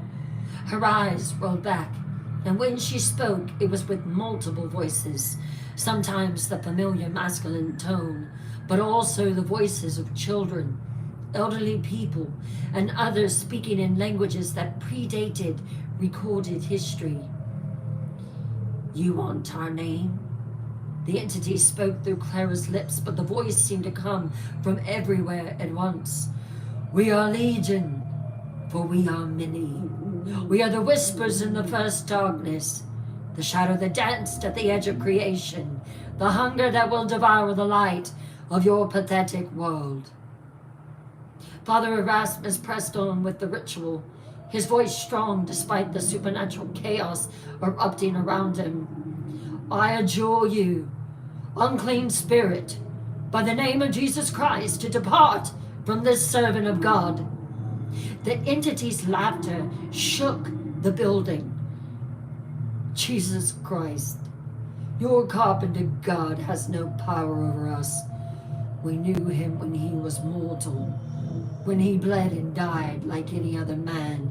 His sacrifice was meaningless, a cosmic joke told by a deity too weak to create a perfect world. Every priest in the room felt the blasphemy like a physical blow, but they continued the ritual. Father Bradley began reading from the book of Revelation, while Father Horner sprinkled holy water, which immediately began to steam and hiss when it touched Clara's skin. You think your rituals can compel us? The entity's voice grew more distorted, as if multiple beings were trying to speak through Clara's throat simultaneously. The girl invited us willingly. She opened her mind, her soul, her very essence to our influence. No power in heaven or earth can break a contract sealed with desire. Clara's body began to levitate again, but this time the levitation was accompanied by physical transformation that defied all natural law. Her limbs stretched and contorted. She began to growl. Her spine curved impossibly, and her skin began to emit that phosphorescent glow that seemed to come from some inner flame. Dr. Santos' medical instruments went haywire. Clara's heart rate spiked to over 200 beats per minute, then dropped to 0, then returned to normal, all within seconds. Her body temperature fluctuated between hypothermic and fever levels so rapidly that the thermometer couldn't register accurate readings. Look upon the power of willing corruption. The entity shrieked through Clara's transformed form. See how we remake this flesh to serve our purposes. Soon she will be unable to contain merely one of us. She will become a gateway which armies of darkness will pour into your world, Father Erasmus. Father Erasmus, despite his fear, pressed on with the ritual. But as he reached the most powerful part of the exorcism, the final command for the demon to depart, something unprecedented happened. Clara's voice suddenly returned to normal, and she spoke with desperate urgency. Father, it's working. I can feel it weakening, but you must hurry. It's trying to complete the transformation. If it succeeds, I'll be lost forever. The priests redoubled their efforts, pouring all their faith and determination into the ritual. For a moment, it seemed they might succeed. The supernatural manifestations lessened. Clara's body returned to its normal state, and the oppressive atmosphere in the room began to lift. Then the entity struck back with a fury that nearly destroyed them all. Enough! The word erupted from Clara's throat with such force that it shattered every piece of glass in the room. The walls cracked, the floor split open, and a wind that seemed to come from the very bowels of hell itself filled the chamber. Clara's body was flung against the ceiling with such violence that several of her ribs cracked audibly. But instead of falling, she remained pressed against the stone ceiling, her limbs spread wide, her head turned at an impossible angle to stare down at the priest. You dare to challenge us? The entity spoke through Clara's broken form. You dare to interfere with our great work? Then witness what happens to those who oppose the powers of darkness. What happened next was recorded in Brother Thomas's notes as the most horrifying display of supernatural malevolence ever witnessed by church investigators. Every religious artifact in the room burst into black flames that gave off no heat, but filled the air with the stench of sulfur and decay. The protective symbols carved into the walls began to bleed, not metaphorically, but literally, with streams of red liquid that stained the stone floor. Most terrifying of all, the entity began to distribute its power over life and death. Dr. Santos' medical equipment registered that Clara had indeed died. Her heart stopped. Her breathing ceased. Her brain activity flatlined. But she continued to speak, laugh, and move, animated by some force that existed outside the boundaries of mortal life. Death is no barrier to us. The entity taunted the horrified priest. Life and death are merely different states of existence, and we command both. The girl has given us the power to transcend your petty physical limitations. The second exorcism ended in complete failure. After 8 hours of supernatural warfare, Clara's body, still technically dead according to medical instruments, was returned to a state of apparent life, but the entity was stronger than ever. Father Erasmus was found later that evening in the chapel, praying with desperate intensity, his faith shaken to the core. In his report to Rome, he wrote, "We are not dealing with a simple case of demonic possession. What has taken residence in Clara Germana Sealy is something far more ancient and powerful than anything in our experience. It has somehow transcended the normal boundaries between life and death, between the spiritual and physical realms. I fear that traditional methods of exorcism may not only be ineffective, they may actually be helping the entity to grow even stronger. The third attempted exorcism was scheduled for July the 4th, but it would require resources and our authority that only the Vatican itself could provide. Messages were sent to Rome requesting the intervention of the Church's most powerful exorcist and the permission to use rituals that had not been employed in over 3 centuries. But time was running out. With each failed exorcism, the entity grew more powerful, and Clara's human nature grew weaker. The priests realized with growing horror that they were not just fighting for one girl's soul. They were fighting to prevent something ancient and evil from establishing a permanent foothold in the mortal world, and they were losing. Question: why did each exorcism seem to make the entity stronger rather than weaker? And what was the significance of Clara's body transcending the boundary between life and death?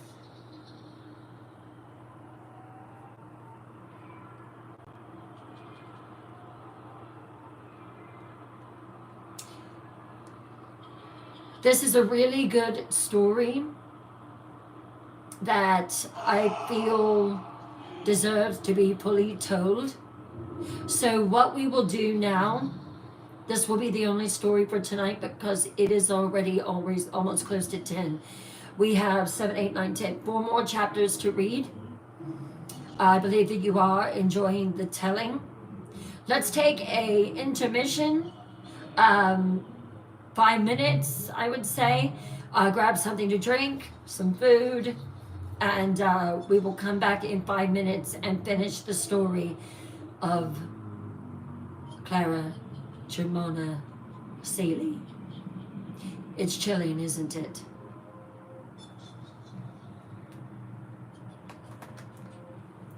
I'll be right back.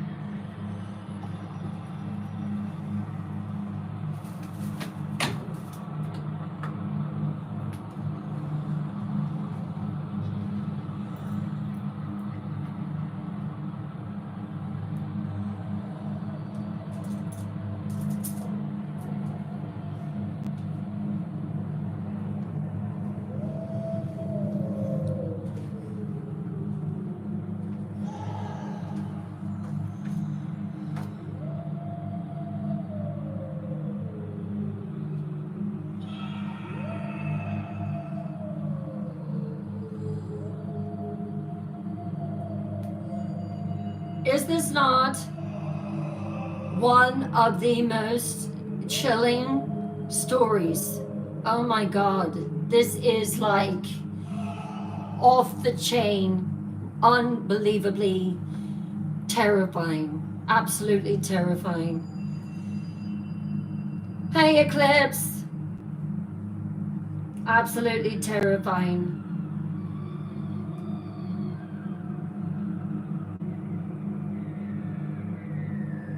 I believe this might be, absolutely, James. I believe it might indeed be. Hey, Elevated Goddess. I am just like, oh my goodness. And what's so funny is, I tell you, things happen the way they do. I thought that I had copied and pasted the 5-chapter story of it, and when I went and started reading it, I'm like, this is just continuing and continuing and continuing. And I thought I had copied and pasted the shorter version I came up with, and it's the 10-chapter version, and it's terrifying. And I think it's appropriate that, you know, I continue to go ahead and read this whole story. I think everyone is so involved in it. There are certain stories that deserve more than 5 chapters. You know what I mean? So, hey, Wolves Whisper.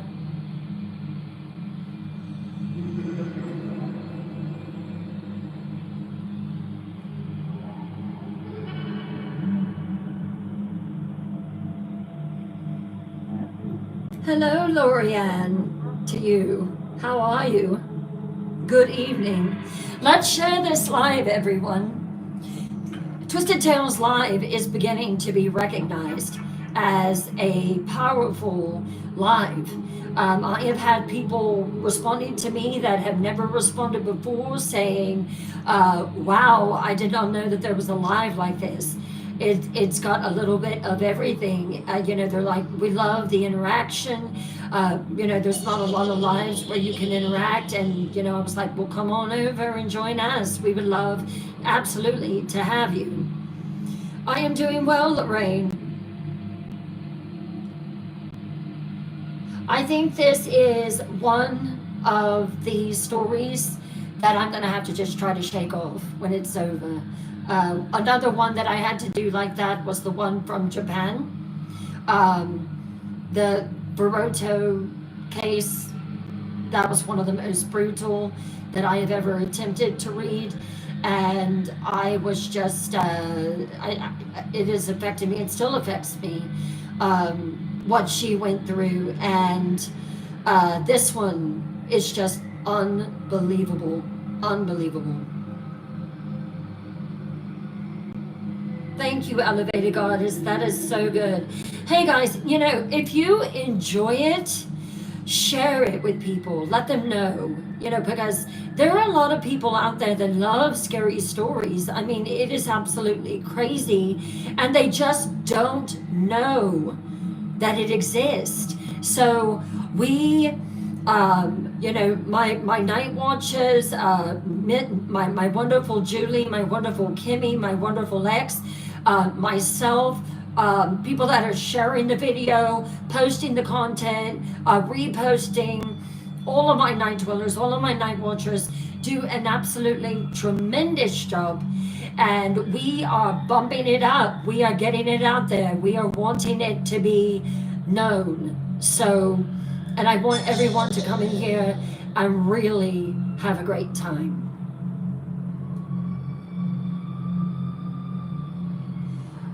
Thank you for saying that, Nanda Sherry. You literally took the words out of my mouth.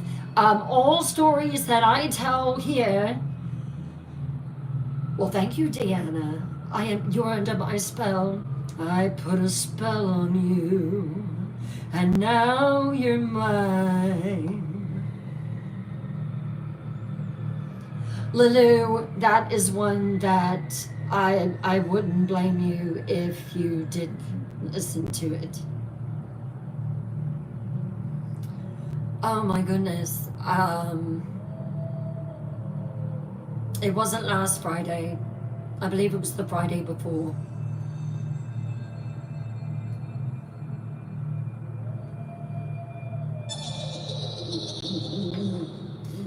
All right. Yes, it was.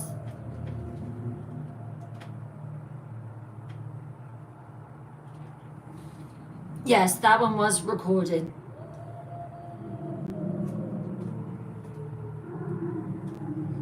I'm pretty sure that I'm titling all of them now, so when you go in, it's not like you have to search. They're always there. I'm pretty sure it was Lorraine. Turtle Woman, I believe it was 2 weeks ago. Julie keeps up with all that. I think it was 2 weeks ago, right, Julie?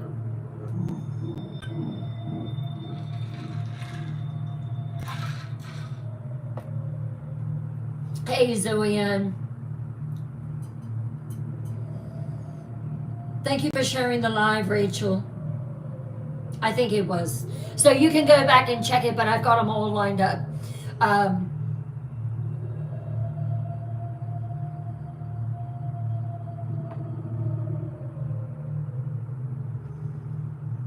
It was terrible, Shirley. That one has affected me. Oh, what was the one about the woman that was just absolutely brutal to the girl in the basement?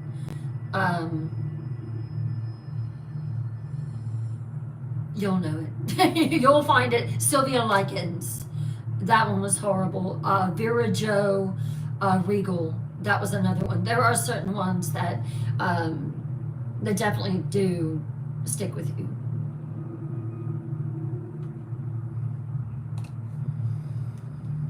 All right, let's continue with the rest of this story.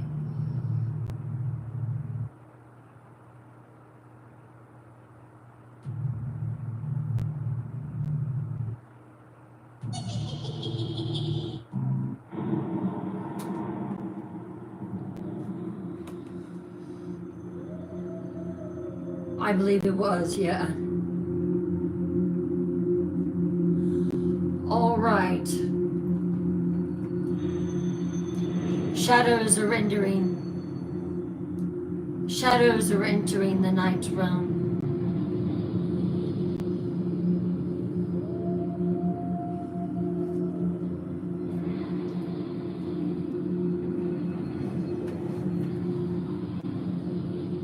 For those of you who are just coming in, those who have followed, those who have liked, those who have shared, those who have shared to FYP, thank you so much. I might have missed your names, but I do welcome you into our life. This is our life, not mine. This is the Night Dwellers realm. This is the night realm. So welcome. It's not just one person, it's everyone. Let's go back into story mode. You know how to do it. Let's go. Lower your lights. Lock your doors. Got that candle lit yet? Pull your curtains nice and tight. And wrap yourself in your warmest blanket to avoid the chills that are about to crawl up your spine.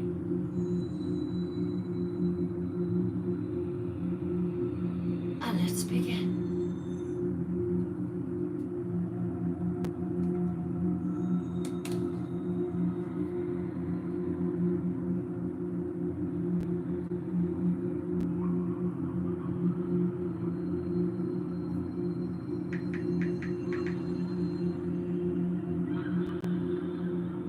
Chapter 7, The Transformation. When humanity fades, July through August 1906. By July 1906, Clara Germana Seeley was no longer recognizably human. The girl who had once knelt in the mission chapel just months before, praying with innocent devotion, had become something else entirely. A living doorway between the mortal world and the realm of darkness that had existed since before the creation of mankind. Sister Magdalena kept a diary during this period, documenting the horrifying changes that she witnessed daily. Her entries provided the most detailed account of Clara's transformation from human to something far more sinister. July the 8th, 1906, she wrote, I cannot believe the destruction of this sweet girl. Clara no longer requires food or water. We have not seen her eat or drink anything in over 2 weeks. Yet her body shows no signs of starvation or dehydration. When we tried to force her to take communion, the blessed bread burst into flames the moment it touched her lips. The wine turned to what appeared to be blood, and the chalice became too hot to touch. More disturbing still, Clara's reflection has begun to change. When she stands before a mirror, the image shows not the girl we once knew, but something with elongated features, burning eyes, and what appears to be additional limbs growing from her shoulders like the wings of some terrible angel. Dr. Santos, who remained at the mission to document the medical aspects of the possession, was keeping his own records of Clara's physical transformation. His notes, written in the precise language of medical science, make for a very chilling read. July the 12th, 1906. The patient's vital signs continue to fluctuate in patterns that defy medical explanation. This girl was dead, and she came back from the dead. But what chills me most is what spoke to her when she was unalive. Her body temperature now varies from 89 degrees to 107 degrees Fahrenheit within minutes. With no apparent physical distress, her pulse ranges from 0 to 180 beats per minute, often stopping completely for periods of up to 30 minutes before resuming normal rhythm. Most significantly, the patient appears to have developed additional sensory capabilities. She responds to sounds that are inaudible to others, speaks to invisible presences, and demonstrates knowledge of events occurring miles away from the mission.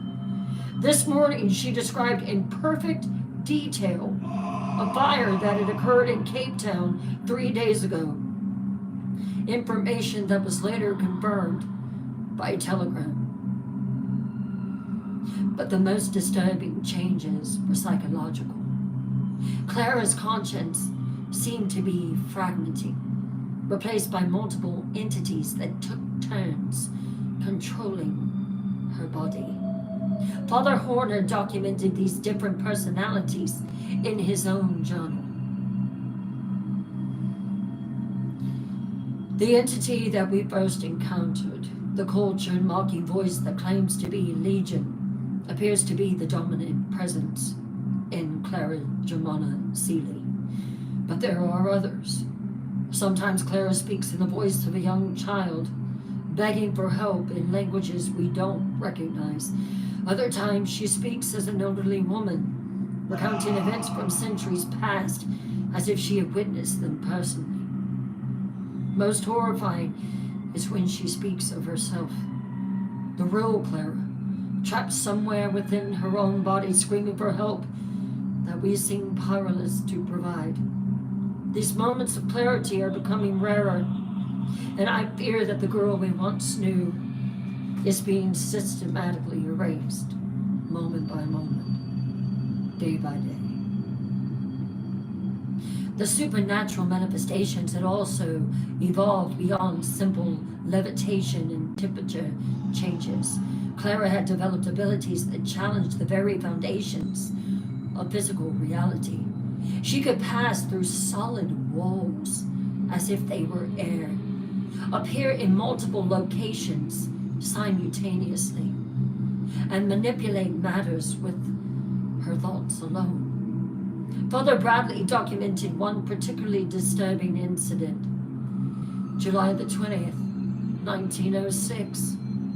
While praying in the chapel, I observed Clara standing in her locked room through the windows.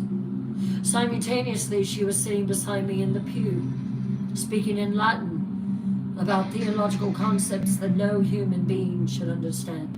When I turned to address her, she smiled and said, "I am everywhere and nowhere, priest. The boundaries of flesh no longer contain us." She then reached out and touched my hand. Where her fingers made contact, my skin aged decades in seconds, wrinkled, spotted, and cold, as if I were already dead. The effect reversed when she released me, but I could feel her power coursing through my body like poison. The entity had also begun to demonstrate power over other people's minds.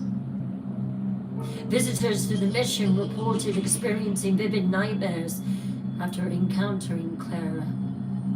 Dreams so realistic that many could not distinguish them from actual memories. These dreams always followed the same pattern. The dreamer would find themselves in a vast dark space filled with whispered voices, all begging them to open the door and let us in. Miss Sarah McKinnon, a local woman who had come to pray for Clara's recovery, described her experience.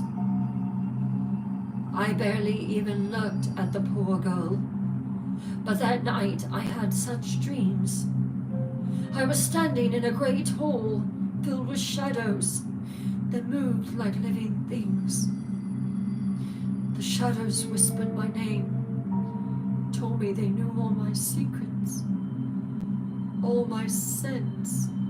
They showed me visions of my deceased husband, claiming they could reunite us if I would just invite them in, as Clara had done. I woke with scratches on my arms that spelled out words in a language I'd never seen. My husband's wedding ring, which I kept in a locked box, was sitting on my bedside table, though I hadn't touched it in years. I threw it away, but it was back in the box when I returned from church the next day. By August, the entity's influence had spread beyond Clara herself.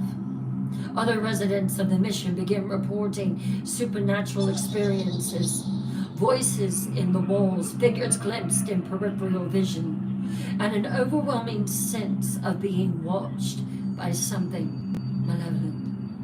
Most disturbing of all, some of the younger girls began showing signs of possession themselves.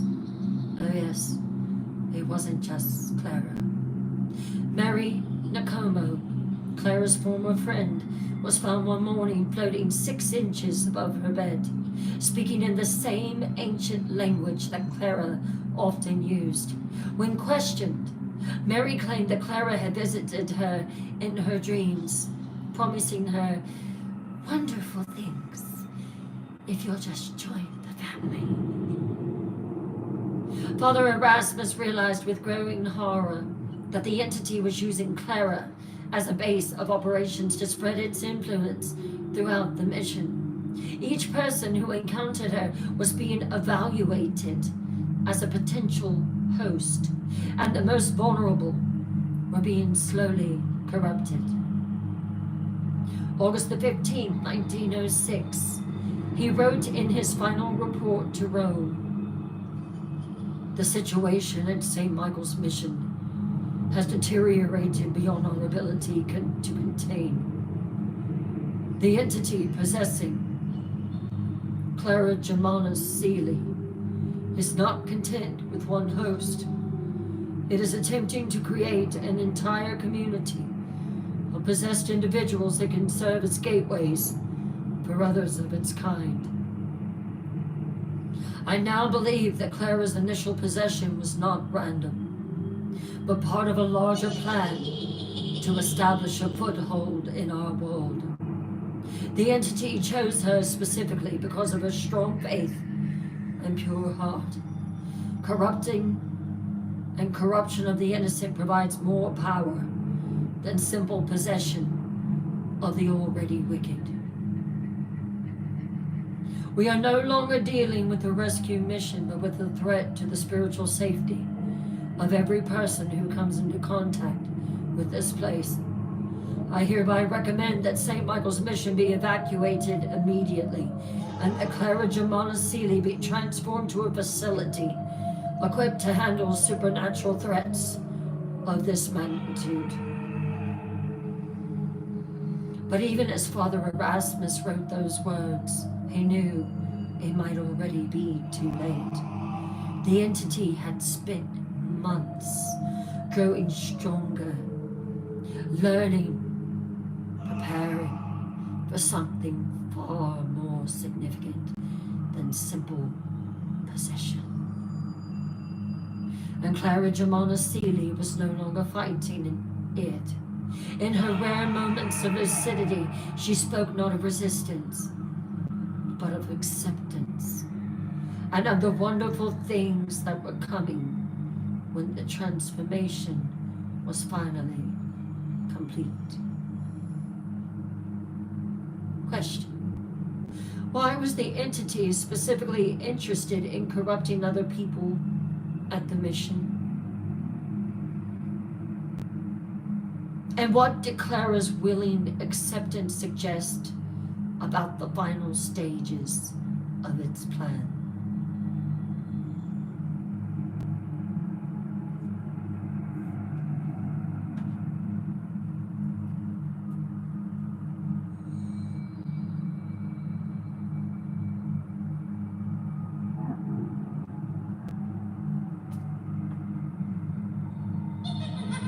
Chapter 8, The Final Exorcism. The Last Stand Against Evil. August 1906. On August the 20th, 1906, Father Alessandro Torretti arrived at St. Michael's Mission carrying authority directly from Pope Pius X himself. Father Torretti was the Vatican's most senior exorcist, a man who had spent 40 years battling supernatural evil across 6 continents. His presence at the mission meant that the church considered Clara Germanus Seeley's case to be of the highest possible spiritual urgency. Holy Father, Father Erasmus said as he greeted the elderly priest, "I must warn you, what we face here is unlike anything in the church's documented history of possession. The entity has grown beyond our ability to contain or understand." Father Torretti nodded grimly, his weathered face bearing the scars of decades spent in spiritual warfare. "I have read your reports, Gaspy. That is why Rome has authorized me to use the ritual supreme, the supreme rite. It has not been performed in over 200 years, and for good reason. You risk not just the life of the possessed, but the souls of everyone who participates. Are you ready to die?"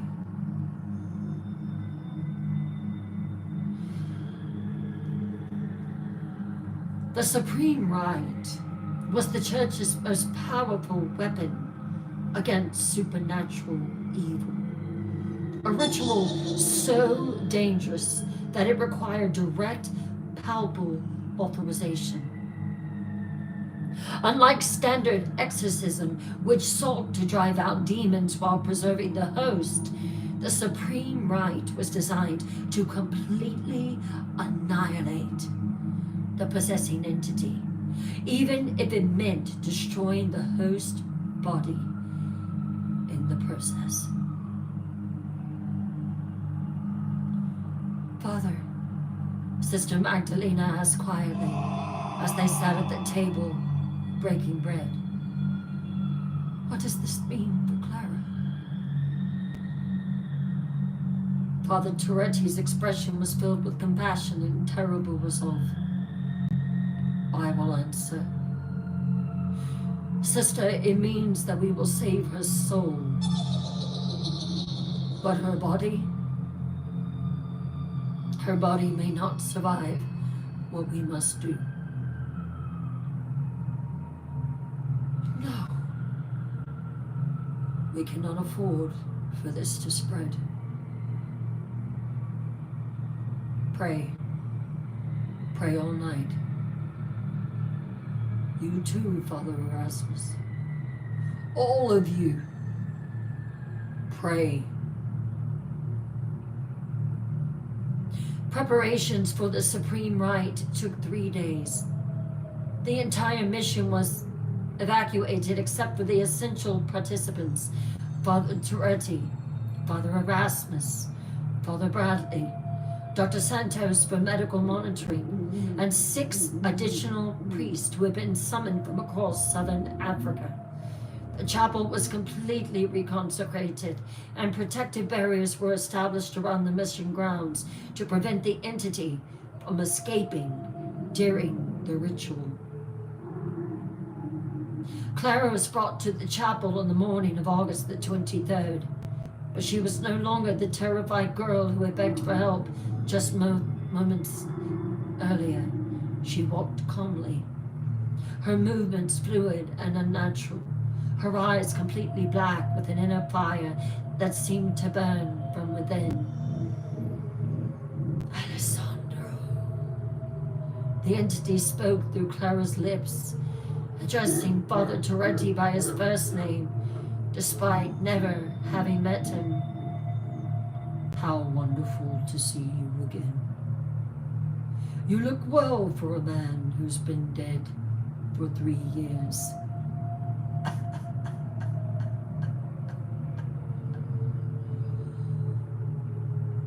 Father Touretti's face went pale. He had indeed died briefly during an exorcism in Sicily 3 years earlier.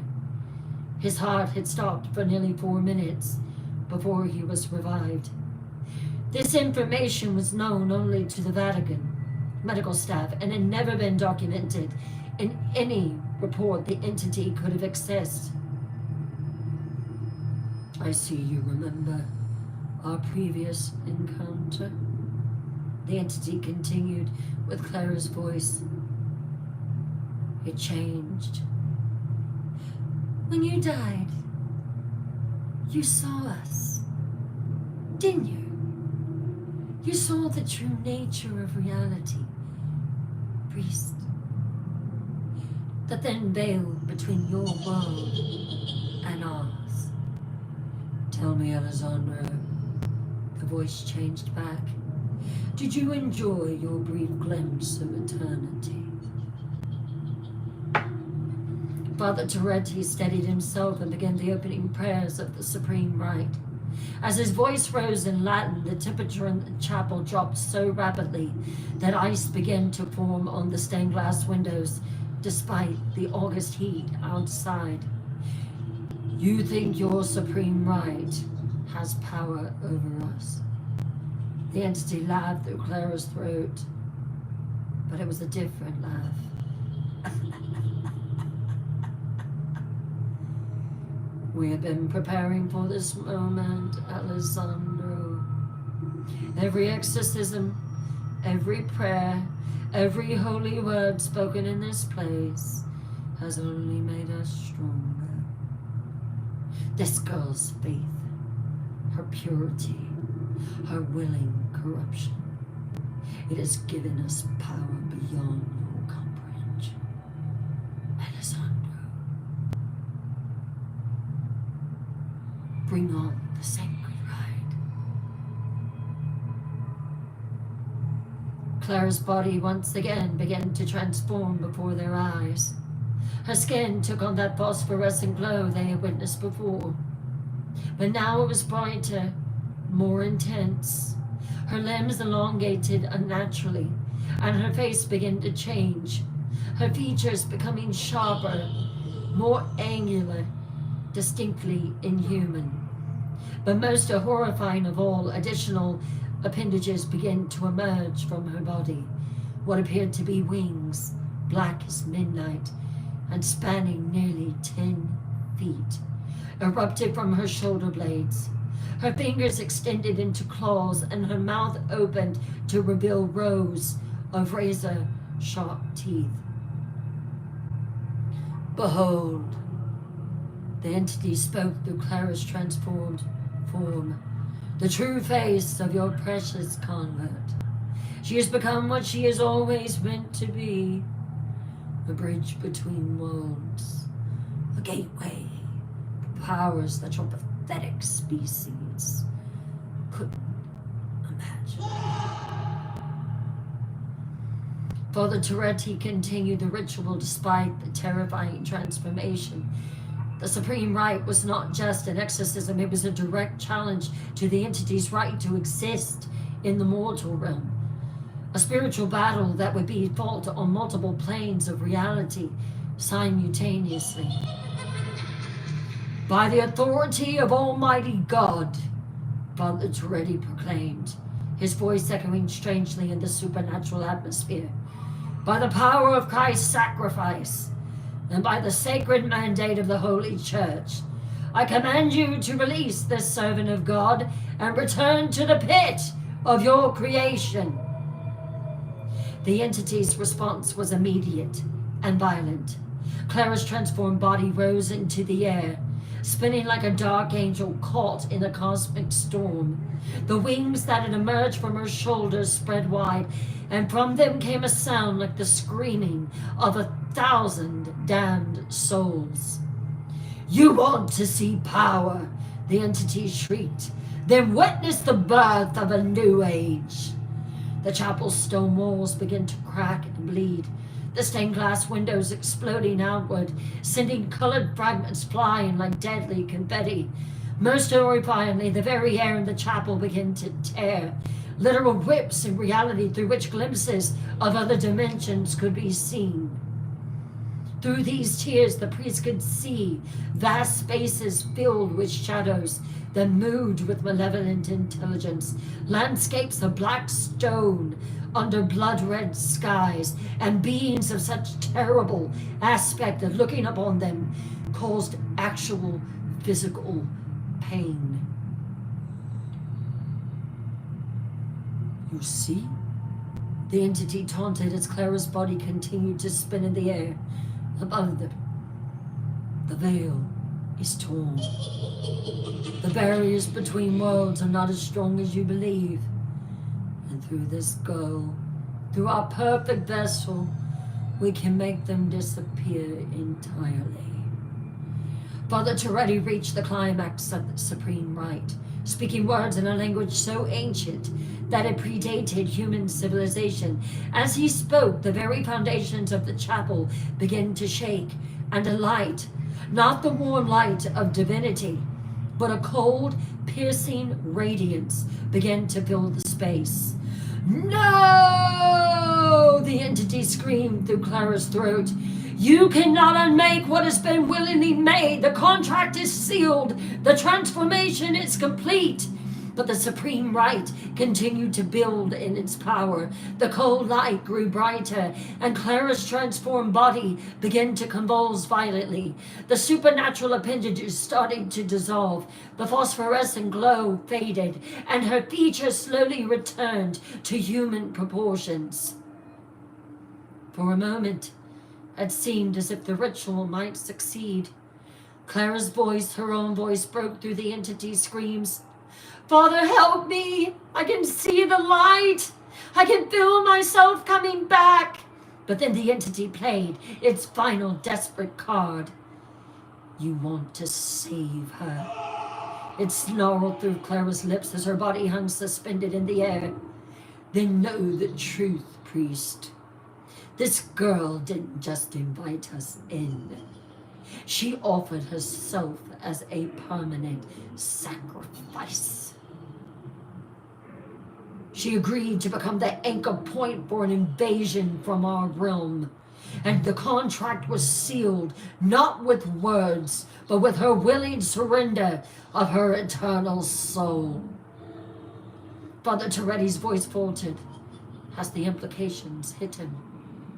If Clara had voluntarily surrendered her soul, then no earthly power could break that contract.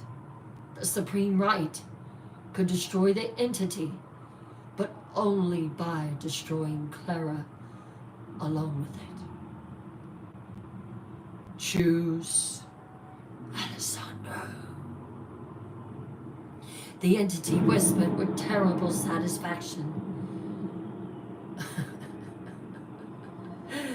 Are you thinking of murdering an innocent girl? Are you thinking of saving the world by murdering an innocent girl? Or let her live and watch as we use her to bring hell itself into your reality. The final moments of the supreme right would determine not just Clara's fate, but the spiritual future of humanity itself.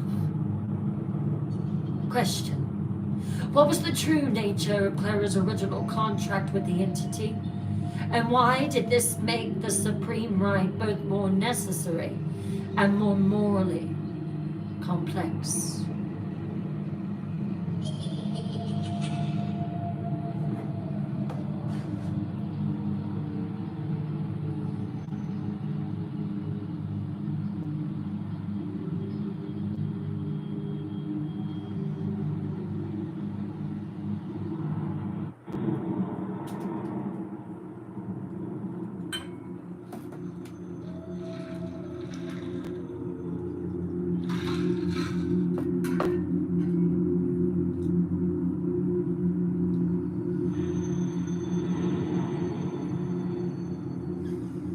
Chapter 9. The impossible choice between salvation and damnation. August 1906.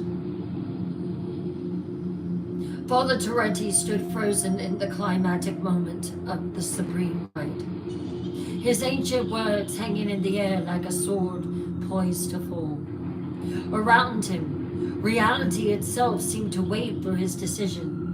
Save Clara Germana Seeley and doom the world, or sacrifice an innocent girl to prevent a supernatural apocalypse.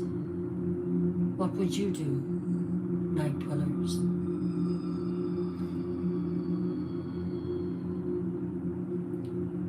Choose quickly, Alessandro. The entity taunted through Clara's suspended form. Each moment you hesitate, more of your kind cross through the gateways she has opened. And so do mine. Look around you. Do you see the tears in reality? Through each one, legions of darkness are already beginning to pour. Father Toretti could indeed see them. Shadowed forms moving through the dimensional rifts, beings of pure malevolence that had waited eons for this opportunity to enter the mortal realm.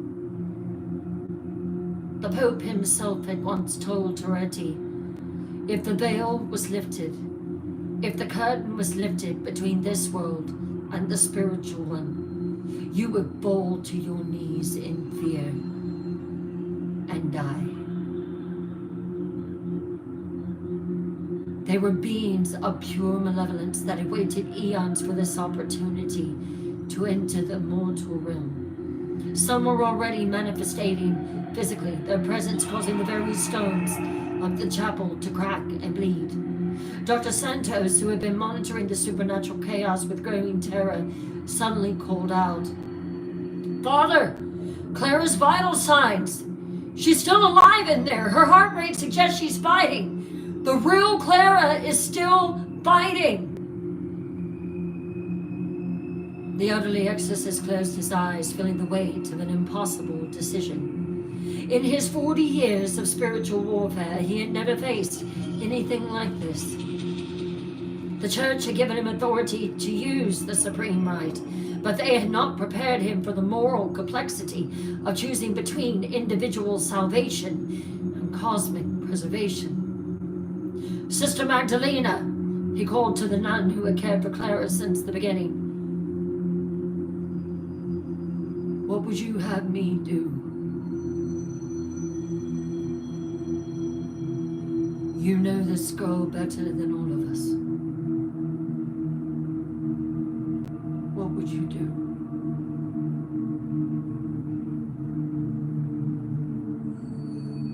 Sister Magdalena, tears streaming down her face as she watched Clara's tortured form spinning in the air, spoke with the wisdom of someone who had spent her life caring for lost souls.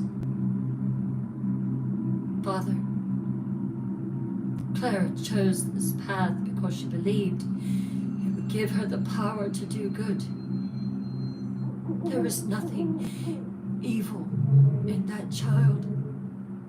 Even if she didn't understand the consequences, her heart was pure. Perhaps there's another way." "What do you mean?" "The entities said that Clara offered her soul willingly, that the contract was sealed. But what if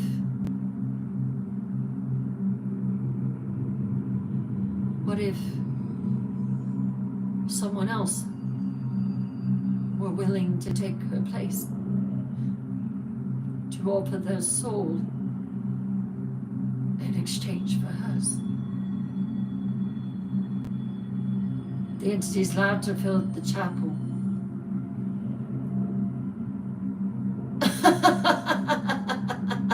"That's impossible! The contract specifies this girl, this vessel, this perfect combination of faith and corruption. No substitution is possible, Sister Magdalena."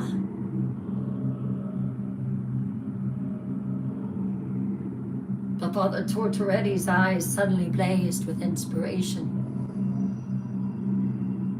"Not substitution, Legion," he said slowly. "Addition. What if the contract could be expanded?" Before anyone could stop him, Father Toretti stepped forward into the circle of supernatural energy surrounding Clara. Immediately, the entity's power began to affect him. His hair turned white, his skin aged decades in seconds, and his eyes began to take on the same black coloration that marked Clara's possession. "I offer myself as well," he declared, his voice carrying the authority of absolute faith. "If Clara's soul is forfeit, then I volunteer mine as well. Let the contract be expanded to include both of us." "Father, no!" Father Erasmus called out. "You don't understand what you're doing!" But Father Toretti was beyond hearing earthly concerns. As the entity's power flowed through him, he felt his consciousness expanding, touching the same dark knowledge that had corrupted Clara. And in that darkness, he found exactly what he had hoped for. A loophole in the demonic contract. "The entity is bound by the terms of his own Agreement. He gasped as supernatural fire coursed through his veins. Clara offered her soul in exchange for power. But if I offer my soul in exchange for hers, the entity must choose between them. And being a creature of pride and hunger, it always chooses the more experienced soul. The soul of someone who has spent 40 years fighting its kind. The entity realized the trap too late. No! You cannot! This is not! The contract cannot be! But the law of spiritual contracts is absolute. Once offered, a willing soul must be accepted if it represents greater value than the original offering. Father Toretti's decades of spiritual warfare, his intimate knowledge of supernatural evil, his powerful faith, all of this made his soul far more valuable to the entity than Clara's innocence, but inexperienced spirit. The exchange is made, Father Toretti declared as the supernatural energy reached its peak. I claim Clara Germani Salih's soul in exchange for my own. Let the girl be free, and let the contract transfer to me. The effect was immediate and catastrophic. Clara's body dropped from its levitation like a stone, her human features fully restored, her eyes once again their natural brown. But Father Toretti began to rise in her place, his body transforming as the entity's essence transferred from one host to the other. You fool, the entity whispered through Father Toretti's throat. You have gained nothing. The gateway remains open. The invasion continues. You have merely changed which vessel serves our purpose. But Father Toretti, even as the possession took hold, smiled with grim satisfaction. Have I? Tell me, demon, how long have you been planning this invasion? How many years did you spend preparing Clara as the perfect vessel?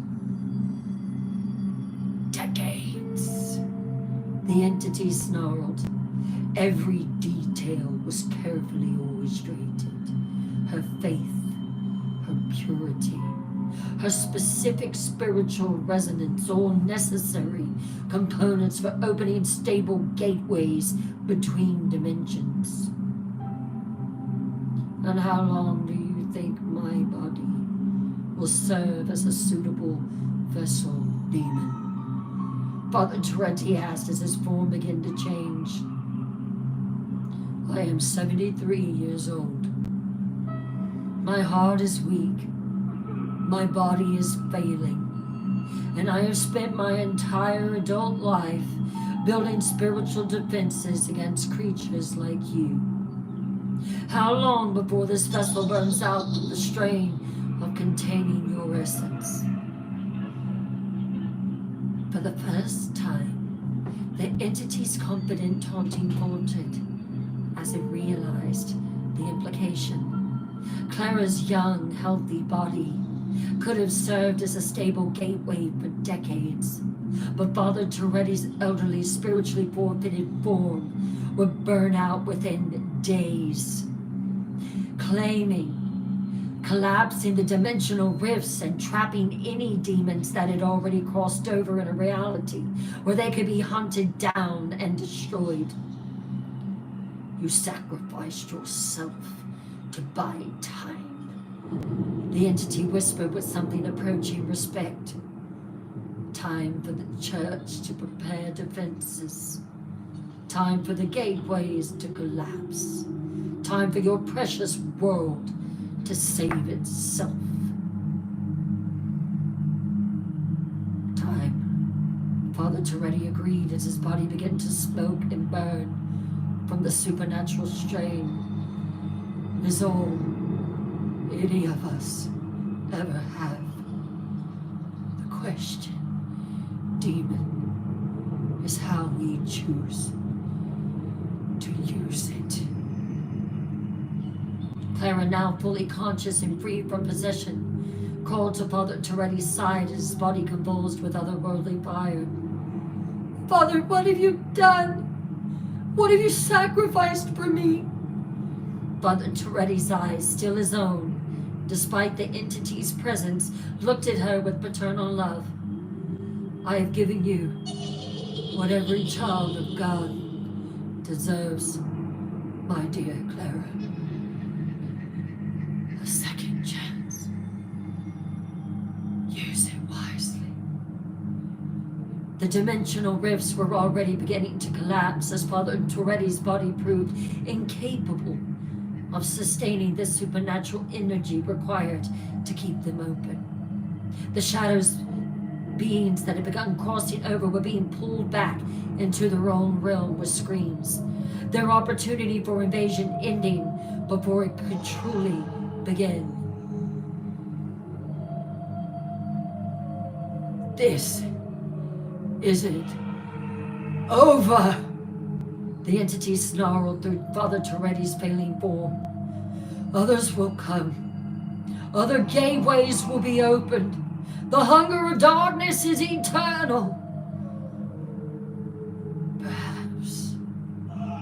Father Toretti replied with his last breath as a free man. But today, good triumphs. And sometimes that's enough.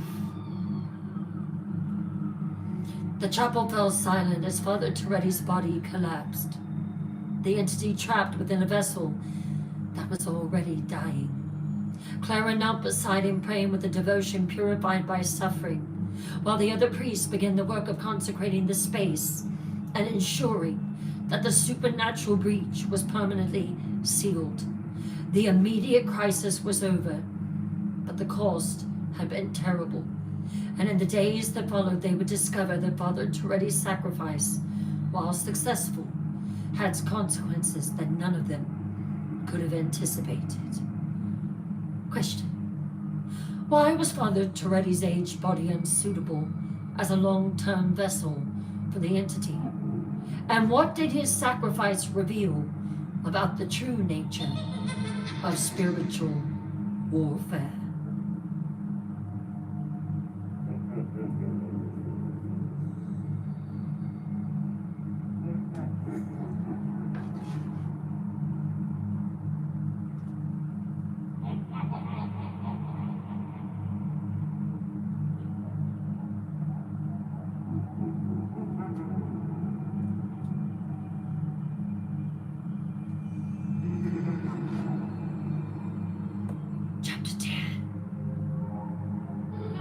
The aftermath.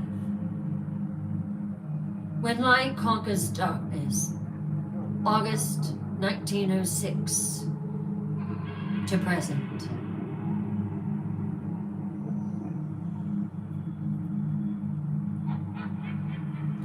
Father Alessandro Toretti's body survived exactly 3 days after his possession began. 3 days during which the entity raged against its dying vessel, while the dimensional gateways it had opened slowly collapsed, one by one by one. On August the 26th, 1906 at 3:17 in the morning, the elderly priest drew his final breath, and with it, the ancient evil that had terrorized St. Michael's mission was finally banished back to the realm from which it had came. Clara Germana Seeley knelt beside his deathbed throughout those final hours, her prayers constant and fervent. She had been free from possession for 3 days, but the experience had changed her in ways that would last for the rest of her life. Father, she whispered as he lay dying, his face peaceful despite the supernatural battle raging within his flailing body. I can see them, the souls of everyone the entity ever corrupted. They're free now. Your sacrifice has freed them all. Father Toretti's eyes, lucid in those final moments, found hers. Tell me, my child, was it worth it? The power that the demon offered you. The knowledge. The sense of being special. Clara's tears fell like rain. No, Father. Nothing was worth what I put everyone through. Nothing was worth the pain I caused, or the souls that were endangered because of my foolish desires. Father Toretti smiled weakly. Then you have learned the most important lesson of all, Clara. True power comes not from what we take, but from what we give. Remember that, and you will never be vulnerable to such temptation again. With those words, Father Alessandro Toretti died, but his death was unlike any the witnesses had ever seen. As his spirit left his body, the chapel filled with a warm golden light that seemed to cleanse away every trace of supernatural corruption. The cracked walls healed themselves. The burned religious artifacts were restored, and for a brief moment, everyone present could hear the sound of angelic voices singing in harmony. The entity's final scream as it was dragged back to its own realm shattered every window in the mission, but caused no other damage. When the light faded and silence returned, Clara and the surviving priest knew that the battle was indeed, truly over. Dr. Santos performed the autopsy on Father Toretti's body and found something that defied medical explanation. Despite the supernatural trauma he had endured, the priest's heart showed no signs of disease or damage. Instead, carved into the muscle tissue in microscopic detail, he swore were the words of the Lord's Prayer in Latin, as if his faith had literally become part of his physical being. Clara Germano Seely lived for another 67 years after her possession ended. She never married, instead dedicating her life to serving others as a missionary and healing throughout Africa. She established hospitals, schools, and orphanages, always working with those whom society had abandoned or forgotten. But she was forever changed by her experience. Those who knew her reported that she possessed an uncanny ability to recognize supernatural evil in its early stages. She saved dozens of people from possession by identifying the signs before they became too advanced. And her guidance helped the Catholic Church develop new protocols for dealing with demonic activity. Most remarkably, Clara retained some of the supernatural awareness that she had gained during her possession. But she used it only for good. She could see spirits of the dead who needed help finding peace, communication with people in languages that she had never learned, and sensed the presence of evil from great distances. She was an old woman now, sitting in her chair, and a young priest had sold her counsel. The demon was right about one thing, young man. I did gain power from my experience, but not the kind of power I thought I gained the power to recognize darkness so that I could help others avoid it. I gained the power to serve as a guardian against the very evil that once consumed me. Sister Magdalena remained at St. Michael's Mission until her death in 1943, becoming the unofficial historian of Clara's case. Without her notes, it would have never happened. Her detailed diaries and documentation provided the Catholic Church with its most complete record of supernatural possession, and her accounts are still studied by exorcists today. In her final diary entry, written just days before her death, Sister Magdalena wrote, "I have spent 37 years thinking about what happened to Clara, about Father Toretti's sacrifice, and about the nature of good and evil. I have come to believe that the demon made one crucial error in its calculations. It assumed corrupting the innocent would provide it with unlimited power. But it failed to understand that once innocence is restored, once it has been tested by darkness and chosen light anyway, it becomes stronger than it ever was before. My dear, sweet Clara Germana Seeley became not just a victim of evil, but its most effective component." The official church investigation concluded in 1907 with the formal declaration that Clara's case represented the most documented and verified instance of supernatural possession in church history. The Vatican established new protocols for handling similar cases, largely based on Father Torelli's final report and the lessons learned from his sacrifice. But perhaps the most important outcome of Clara's ordeal was not religious or institutional, but personal. She spent the rest of her life proving that no matter how completely darkness may seem to conquer the human spirit, redemption is always possible for those who choose to seek it. And in 1973, at the age of 83, Clara Germana Seeley died peacefully in her sleep at the missionary hospital she had founded in Durban.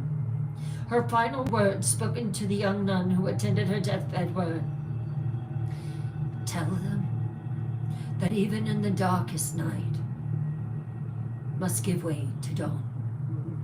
Tell them that evil may be powerful, but love is eternal." Today, St. Michael's Mission still stands, though it now serves as a retreat center for priests and nuns studying spiritual warfare. Visitors report a sense of profound peace in the chapel where the final exorcism took place, as if the building itself remembers Father Toretti's sacrifice and Clara's redemption. But perhaps the most fitting memorial to those terrifying months in 1906 is found in a simple inscription carved into the chapel wall, placed there by Clara herself before she left the mission to begin her life of service. Here, evil sought to claim an innocent soul.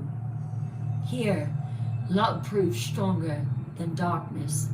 Here, sacrifice conquered fear. Let all who enter remember that no power of hell can overcome a heart filled with true faith. The Clara Germana Seeley possession case remains one of the most thoroughly documented supernatural events in human history.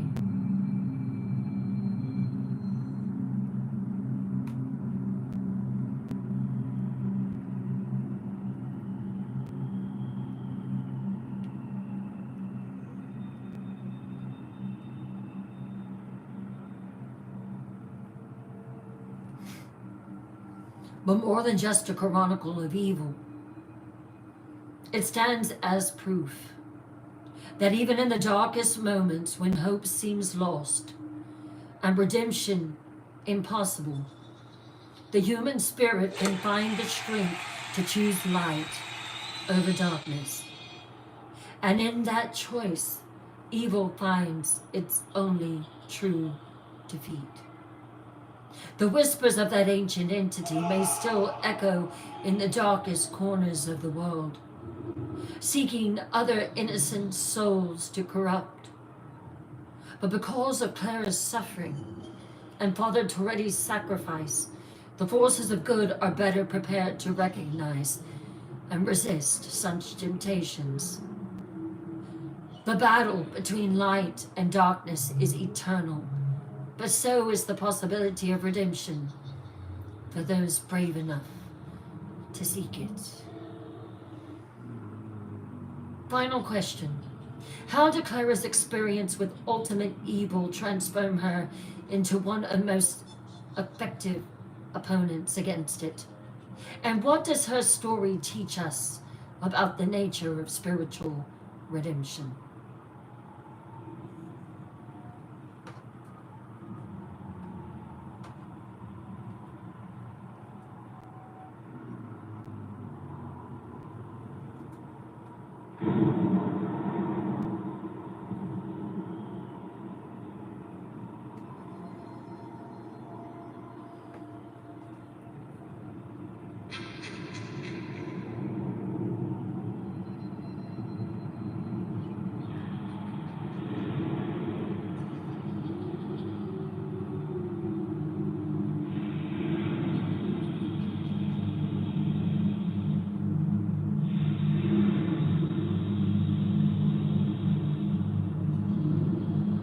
And so ends our journey through the terrifying possession of Clara Germana Seeley, my precious night dwellers.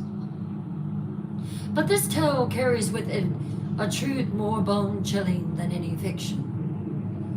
That evil is real, that it walks amongst us, and that sometimes the innocent pay the price for wisdom that comes far too late. Clara's story reminds us that the greatest horrors are not the monsters that lurk in the shadows, but the ones we invite into our own hearts through pride, desire, and the foolish belief that we can bargain with darkness and emerge unscathed. Thank you. But perhaps the most terrifying aspect of Clara's ordeal is not the supernatural manifestations or the demonic possession. It's the realization that each of us faced the same choice she faced. Every day, in small ways, whether large or small, we decide whether to open our doors to the light or to the darkness. And sometimes we don't recognize the difference until it's far too late. The entity that possessed Clara still whispers in the darkness. Night dwellers, it whispers to anyone who will listen, offering power, knowledge, and all the things our hearts desire. The question is, when you hear those whispers calling your name, what will your answer be?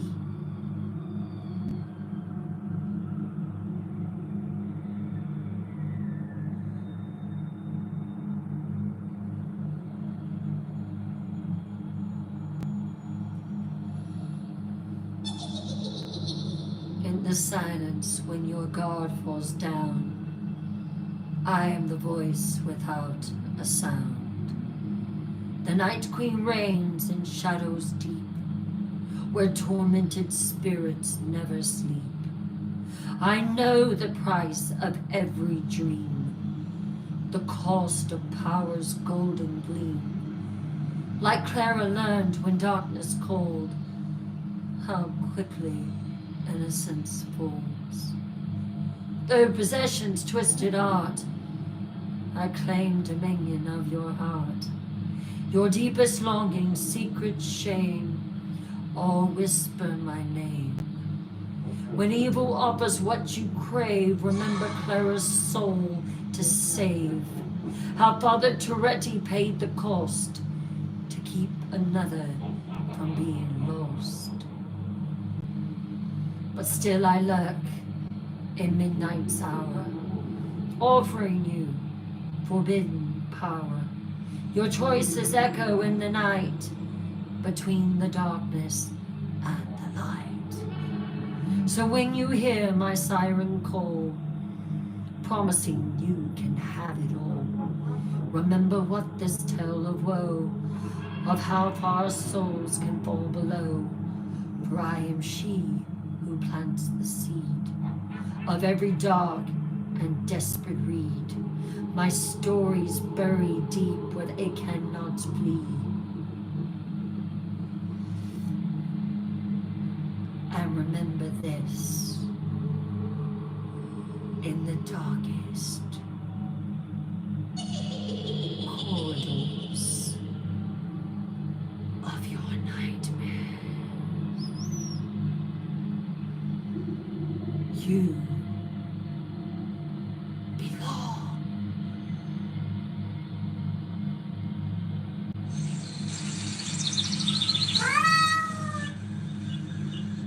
To me.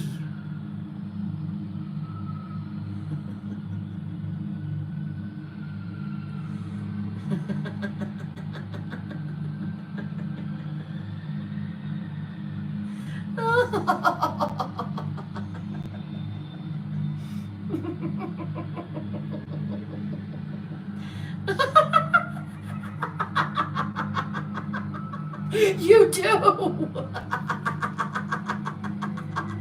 Don't ever forget that.